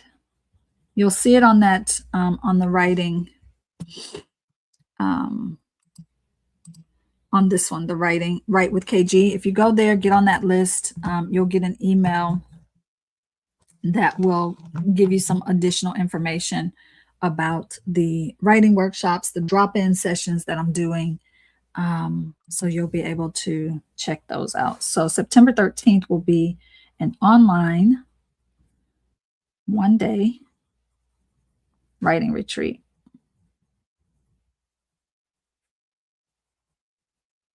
Get on that list if you want to know more about that. There will be 30 seats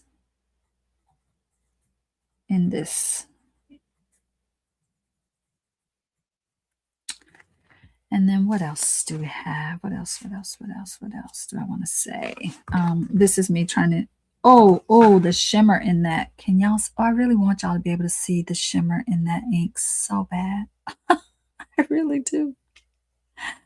I really, really want you to be able to see it.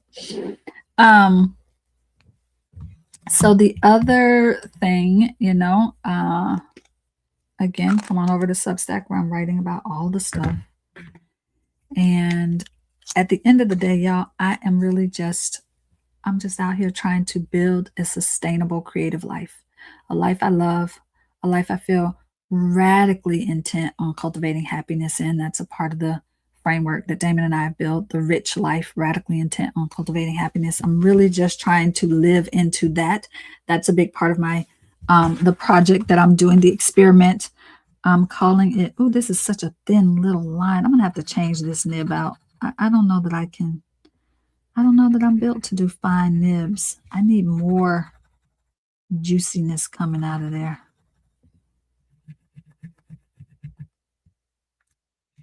Yeah, I think I need more. I need a bigger nib on that. I will deal with that later. So yeah, I'm just trying to build a life that I love.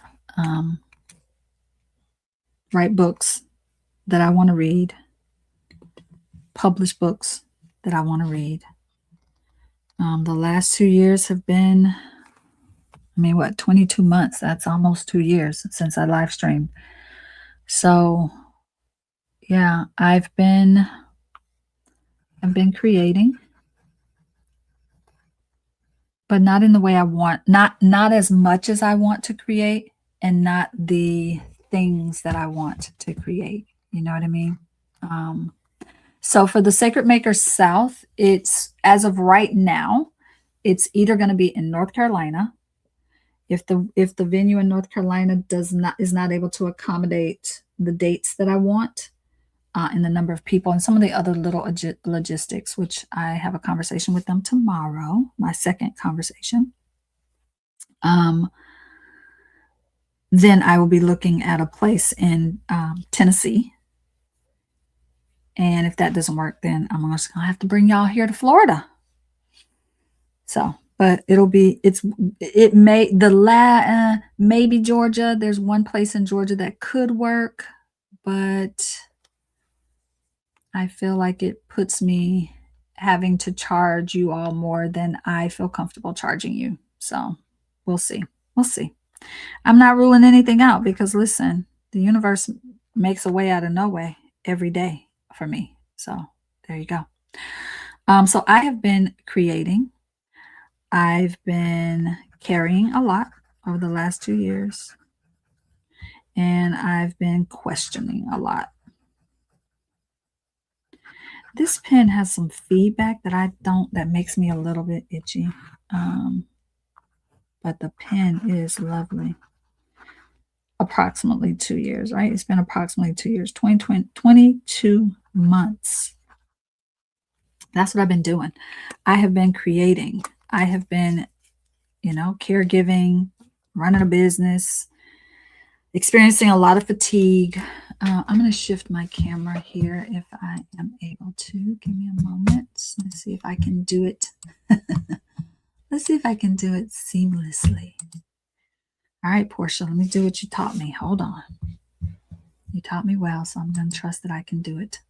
Here we go. Here we go. Here we go. Here we go.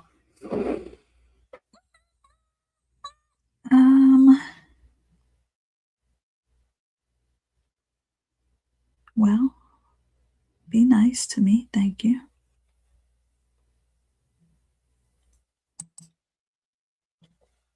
Look at that. Hello.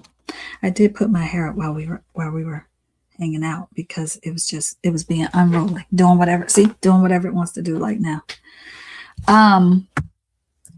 Thank you all for hanging out with me. I'm going to see if moving this light over here. Let's see. Let's try it. Did that do anything? A little bit. Not a lot, but less dark on this side.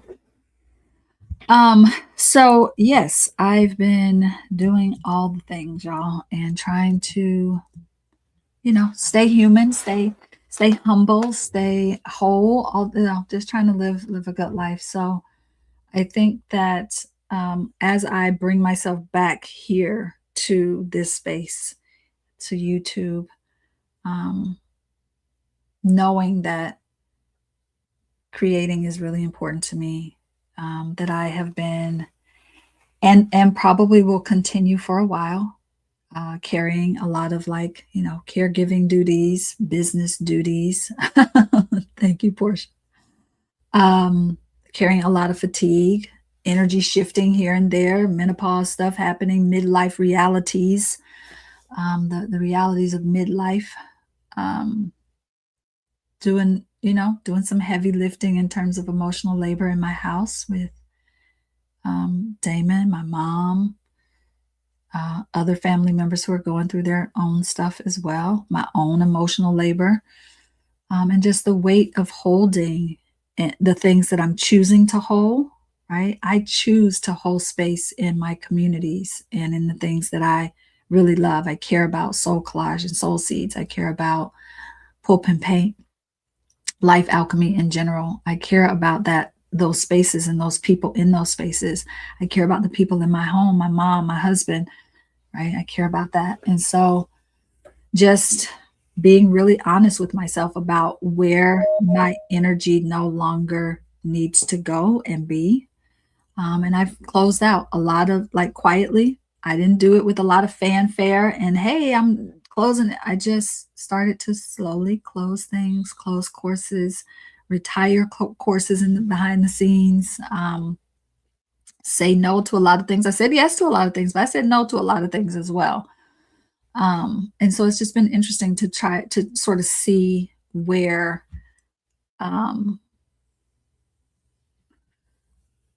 just it's been interesting to notice. I've done a lot of journaling, which is why pens needed refreshing because I'm literally writing the ink out of my pens often. And so, I've just been doing a lot of questioning of just what is the work that I really want to be known for? What do I want to be known for? What is the energy I want to put out in the world? What deserves the best version of me? And how do I show up with that? So I know a lot of you are also caregivers. A lot of you deal with your own health issues, chronic health issues, chronic pain, recurring things that recur, that come back, that go away, come back, go away, come back. Some of you are struggling. I know you've shared with me. And I'm just imagining people who are watching this are people that are in the life alchemy community that I've had conversations with. Many of you have shared with me that you are struggling with adult children and the things that they bring. And that's real, right? Adult children who failure to launch, or they're still trying to find their way, and they maybe went out into the world but then had to come back home, or they're struggling with their own mental anxieties. This world is full of, listen, being an adult is hard. And I've been an adult. Well, if my mother were here, she would say I've been an adult since I was born. She was like, you came out grown. Um, but I really have been. I mean, a lot of us in that Gen X, right? We were latchkey kids. We were cooking meals and doing laundry and balancing checkbooks, before we were 13 years old. But and also what is true is adulting then was different than adulting now. So if you do have young people in your life, give them a little bit of grace and space, because the world they are growing up in is very different than the world we grew up in. It's different. It doesn't mean that they get a pass to not do anything and to not live up to their potential. It just means how they live up to their potential is going to look different than how we were expected to live up to our potential, right? So I've been doing a lot of work around just what have I outgrown, because it no longer fits who I am, the energy that I have to give it. It no longer gives back to me what I need, right? Our projects, our commitments, they have to also fulfill us. Everything can't just take, take, take, take, take. At some point, the people you spend time with, the projects you spend time on, the places that you go, they have to be giving something back to you. They have to be filling you up in some shape, form, or fashion, right? Or, yeah, they drain you. It's like one or the other. So, yeah, I really sat down. I did a lot of thinking about, like, what have I been putting off? What have I been saying? I will get to that when dot dot dot. And the when often had to do with like when things look a certain way in my life, or when everything feels like, when I've got the garage all cleared out and everything's where it needs to be in the house, when all the rooms are decorated the way we want them and everything. Listen, that may never happen in this house. I don't know. So I can't keep putting off and postponing the other things that feel really important and life giving to me, right? Which is my writing and publishing and getting these things out of the queue, right? I was joking with Tiffany today that a lot of my projects feel like children who won't leave the nest. Like, get out, go. Why are you still here? Like, go find yourself out in the world. Come back and visit, but go out, go finish, right? So I've been experiencing some of that. Also, just really struggling with the weight that I have gained over the last 5 or 6 years and what my body feels like and what it looks like, not to anybody else. I think for a while it was about what other people were seeing, but now it's about what I see when I look in the mirror. And many, many days I look in the mirror and I just love on myself and love on myself. And then there's some days where that little voice comes out and her claws are out and she is like, look at your eyes, they're dark circles and you haven't slept. And she's like clawing at me with her words, right? And so 22 months of not showing up, yeah, that tracks. That tracks. 15 months of not posting a video, that tracks, right? Because there's a lot that was coming up around how I look, my body, how much weight I've gained in my face, in my body, in my, right, all the things. And can I say that won't show up again? No, I can't say that. But what I can say is I've done a lot of journaling around this. And I've just taken a hard stance with myself about how I talk to myself, what I allow. I wouldn't say it to a friend. I wouldn't say it to somebody that I care about. I would find a loving way to say, are you okay? Is everything okay? And if that person said to me, yeah, why do you ask? Then I might say, because I've noticed that you look tired a lot when we hang out, but I'm just checking on you. I'm not judging. I'm just checking, right? That to me, and maybe that's just how this Capricorn would love to receive it, but for me, it would be like, yeah. And because I also, when they say, are you okay? I would be like, no, I'm actually not okay. I got a lot of crap going on. I'm not sleeping very well because of this, this, and this. And no. And so, yeah, you about to tell me about these dark circles? I already know, friend. Thank you. Thank you. Thank you. right? So I think that a lot of that also is keeping me, right? So I've been questioning, like, what does visibility look like in this midlife body, in this menopausal body? What does it look like to show up different than I have in the past, right? And then I think that I've been living under a sense of urgency and a sense of always being on high alert, always breaking. I hear a fork drop in my kitchen and I freak out. I'm like, is everything okay? I'm yelling out into the room. Is everybody fine? Everybody okay? Right? Like just on high alert. And I imagine this is what a lot of people felt during COVID. I did not feel this during COVID, but I feel it now, right? I'm living it now. I'm always out of sync with time, apparently. So, all that to say, I've been doing a lot of questioning over here. I've been really trying to get clear. And some of the things that have really become clear for me is I don't need to overhaul my whole life. I need to bring some attention and awareness to my health. I need to bring some attention and awareness to my creativity and attention and awareness to my energy and where it's going. Where is my attention going? And am I putting it there with intention? And so that's the whole point of this, intentional living experiment that I'm doing. Um, I've also noticed, one thing that keeps coming up in my journaling is that I need to be more conscious about my cycles and my rhythms, right? One thing menopause does is it disconnects us from the cycle, right? As women, we had a cycle. There was a cycle. You knew that cycle. You lived that cycle. That cycle dictated a lot of your comings and goings. When that cycle stops, when the actual cycle stops, we disconnect from cycles. There has to be a cycle, a rhythm. I'm saying cycle, but a rhythm, right? There was a rhythm that your body knew very well. It knew when things were coming. There was a rhythm.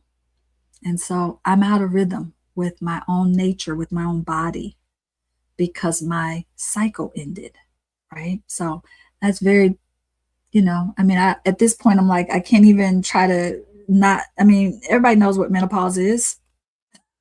Like I say menopause, you know what I'm talking about. It's not a, is anybody else feeling that? Are y'all still here? Anybody else feeling the like disconnect from your rhythm when this happens? I know not everybody here is menopausal, obviously, but is anybody else feeling the disconnect from the cycle? Those of us that have disconnected from the cycle, and what that feels like, the disconnect from the rhythms, I guess I'll say that feels more accurate, is that I want to be more conscious about my rhythms. I used to follow, this has nothing to do with cycle, but I used to follow the school calendar year, right? Like as a teacher, I followed the calendar year. That's a rhythm. There's a rhythm in that. And so that rhythm, I think, creates um, there's a comfort in having a rhythm. Yeah, there's a comfort in having a rhythm. Y'all do me a favor. I'm really curious. Can somebody just drop an emoji for me? Give me something so I know y'all are out there. I'm wondering if I'm still streaming. I wonder if I have a time limit on how long I can stream. I don't actually know. So I'm not sure that y'all are even still here. Let me know, please. I don't see anybody saying anything in the chat. Oh, yes. Okay. Thank you. Thank you, Bonnie. She says, oh goodness, yes, right now. There's no rhythm. It just shows up whenever it feels like it. Yeah, so the rhythms. I'm clear that I need more conscious rhythms. I have to set my own rhythms because I used to have my personal rhythm, right? The body's rhythm, and then I had the school calendar rhythm. And then when I got into academia as a professor, I had that academic schedule, that rhythm, right? So I've always had a rhythm that I was following, right? When you're young, you follow your parents' rhythm. Then if you go out, and then you got school rhythm. And then if you go off to college, you got that rhythm. And then if you then if you go off into the work world, there's still that rhythm, that 9 to 5 or 7 to 4 or whatever, right? But there was always these built-in rhythms. And when I noticed that being an entrepreneur, working for myself for so long, I've been able to have whatever rhythm I want. And for this woman here with the ADD, ADHD brain, yeah, willy-nilly rhythms do not work. I've got to get more conscious about my cycles and my rhythms. Yeah. Um, Rhythm is a dancer. Yeah, it is. Um, so yeah, I also realized that I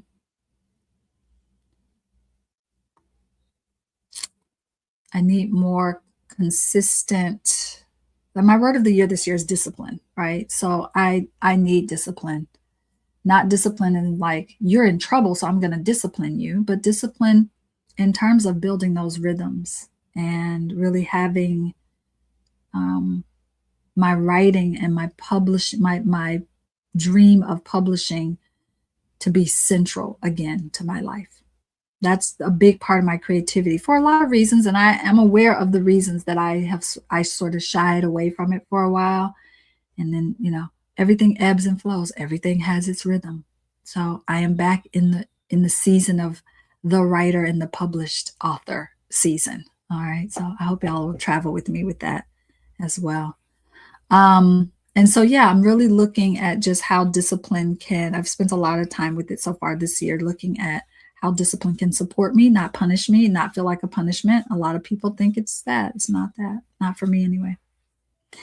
I want my work to feel interconnected, not scattered. So I've been doing a lot to really bring all the pieces and parts together and let go of what no longer serves me, what is not, what served me for 10 years, 15 years maybe, but isn't serving me anymore, you know. And so for me, YouTube is a big part of my rhythm I want it to become a meaningful part of my, we'll say, creative ecosystem. I like that. I should write that down for myself. In fact, I will. Creative ecosystem. Maybe we talk about that next time. Creative ecosystem. Man, that pen writes nicely. I might need a couple more of those. Yeah, Portia, the PPP community has its rhythm too. And for the last few years, we had a rhythm where we did these retreats, right? And I'm trying to bring that rhythm back for us too. Some of you I know out there, you follow the wheel of the year as your rhythm, right? So there's all these different ways that rhythm shows up that you can create your own creative ecosystem. I'm going to play with that. I'm going to sit, and that'll probably be some of my journaling in the morning tomorrow. Yeah. So yeah, I had a lot of pressure around coming back to YouTube. I felt like I had to do it perfectly. So thank you all for letting me show up imperfectly today. No, no, I just showed up. We had 2 calls, 3 calls in the Life Alchemy community. We had flow motion meditation this morning. We had our sit and stitch circle, and then we had an orientation Q&A call. And then I just was like, I'm just going to do it. I've been on camera all day. Do it on a day where you just go ahead and you're just do it. Don't worry about perfect. Listen, I keep adjusting my thing because I'm like my bra probably showing like adjust, but I'm like, I need it to show up imperfectly because there's all this pressure to show up perfectly. Like I follow a lot of YouTubers, a lot of what do they call it? Booktubers, author tube. Who show up beautifully and amazing. I love following them. I love when they go live. I love watching their stuff. I love reading what they're doing in the world and just being in that energy. And sometimes to me, it feels like also they show up perfectly. Maybe they don't. Maybe they completely feel like they're showing up imperfectly. I don't know. But I felt this personal pressure to try to come back and do it right, have the right video to come back, have the right, and I was like, you know what? Just show up. Just show up, put it out there, see what happens. Plus, I wanted to test StreamYard and see if I like it. Yeah. And then I think I was also struggling with like, what do I put on YouTube? What is the stuff to come here?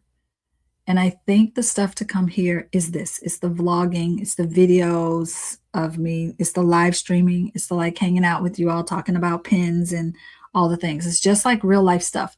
But also, um, fountain pens is a hobby for me. It's not a business. It's not a part of my business. It's a hobby and it supports my writer self and my creative self, right? I have no intention of monetizing this channel beyond like, the ad monetizing that you do as a YouTuber, but not like building any sort of membership over here around it. Like if you want to come be in membership with me, come to PPP, come to Soul Seeds, come to Substack. Those are the ways. I'm not monetizing over here. Over here, I just want to come and talk about pens and writing, and I want to share my journey as a writer. And I want to, yeah, I want to come over here and let it be easy, right? Let it be easy. I do a lot of live teaching. I teach live a lot in those spaces that I just named, right? The drop-in writing sessions, the PPP live sessions, the Soul Seeds Make and Meets and Consult Your Card sessions. I am live a lot. And so coming here and being able to do it also just as imperfectly as I do it in all those places feels really important. So this is also me saying to you, I hope you give yourself permission to show up in some area of your life imperfectly, right? I hope you give yourself that. So yeah, I am just, I think I also was having a fear of people being like, oh, she back again. How long is she going to stay this time? Listen, I don't know anybody who's saying that. Nobody has ever said that to me. Again, that's that little voice. That's that little voice, right? I kept thinking that I needed to come back and it needed to be flawless and I needed a strategy around it. But really and truly, I just needed to come back as a person that has been on a freaking crazy roller coaster of a journey for the last year and a half. And I have no idea what the next half of the year is going to look like. I've let go of trying to control the outcome. And I'm just going to show up here as me when I can, as best I can, imperfectly perfect. Yeah, that's what I got. I'm just not going to treat my ability to be as consistent as I see some other YouTubers being. I'm not going to compare myself to them. It doesn't say anything about my value, my worth, if I can't show up the way other people show up, right? It can't. I cannot do that. It cannot be that. So I will come back and talk more. Let's see. I'm going to read some things in the chat here. When I became disabled and stopped working outside the home, it was hard to establish rhythms. Yeah, I think it's that. I think it's definitely that part of like when there isn't a set schedule rhythm for us, we have to create our own. We have to create our own, right? When I had to be at that school building by 7 a.m., I had a different rhythm, right? I might not have liked getting up at 5:30 in the morning, but I did, and I did it every single Monday through Friday without hesitation, without thinking about it, right? It just did. And now when I don't have, I'm not scheduling anything at 7 a.m. for what? No. So now I get to create my own rhythm, and well, for better or for worse, I get to create my own rhythm. So, okay, now I get to create my own rhythm. I'm owning it. I am going to be the authority of my schedule and the authority of my own rhythms, right? So, yeah. All right, loves. Having to pick up my granddaughter from school every day was a rhythm. Got me out of the house every day. Now I don't. Yeah. So that we have to establish our own new rhythms, and we can. We are able, we are capable, we can do it. So I'm going to be doing this intentional living experiment. A part of that is establishing new rhythms for myself and seeing what that looks like. So for me, it does sometimes require me to be like, you know what? I need to say I'm going to show up every Thursday at 2 o'clock on YouTube, blah, blah, blah. Listen, that's not what I'm saying, but I'm thinking about that as a like, how do I build that in as a part of my, I don't know. I feel like there's these little small things that we can do to, if we feel like we're kind of off course in life, we can just do little small micro adjustments to get ourselves back center. You don't have to go right. You can just, if you're here and you want to be here, you can just, like the hands of the second hand on a clock, just tick yourself slowly back to center. Little micro adjustments instead of one big whiplash moment for your life, right? So that's what my intentional living experiment is going to be for me. It's going to be a personal framework built on the framework Damon and I already have that just helps me create a more deliberate lifestyle, right? How I live, how I create, how I rest, how I work, who I spend my time with, where I put my energy, who I pour into. And y'all listen, all of this is in service of, I'm coming up on 54. 54. Yes, because I'm 53. Yep, 54. I'm coming up on 54. And so, yeah, it's time. It's time. It's time for me to get it right and do it well enough for me. So I am so happy I got to spend some time with you all today. I will come back and say more and be in conversation with you all. But I do hope you'll come and write with me and be in PPP with us and do pulling, pinning, and painting, learn tarot, astrology, human design, all through the lens of the creative and the mystic. Come do a deep dive into who you are through all of those systems and what that looks like. I'll probably bring a little peeks of that here. One of the books that I'm actually writing is tarot centric. And so I probably will talk about that a little bit here as well. So we'll see. I'm just going to show up, y'all. And if you show up and I show up, we'll be in conversation. It does, although feel kind of weird that there's no other little boxes on the screen for me to see you all. Maybe there's a way for me to fix that. I'm going to just speak to my tech guru, Portia, and say, I think I can. I think I can stream from Zoom onto, I don't know. Portia will tell me if I can or cannot do what I'm trying to do. Okay. Thank you all so much for being here, for hanging out. It was really good to see y'all, especially some of you I have not seen in a really long time. Odelia, Portia. I mean, I've seen some of you, but I'm just naming who has been here. Odelia, Portia, Bonnie, Tina, Tiffany.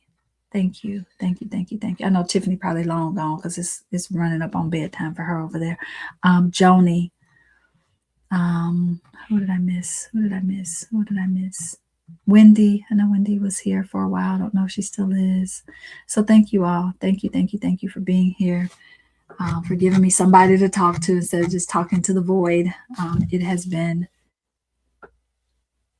good. And I'm glad to be back. We'll see what being back looks like. All right. Yeah. I hope you all are doing things to live intentionally, and I look forward to being in conversation with you about it. Okay. Take care. Have a good rest of your Sunday and a beautiful and amazing start to Monday, to the week. Okay. All right. See y'all soon. Love you. Infinite, infinite love and gratitude.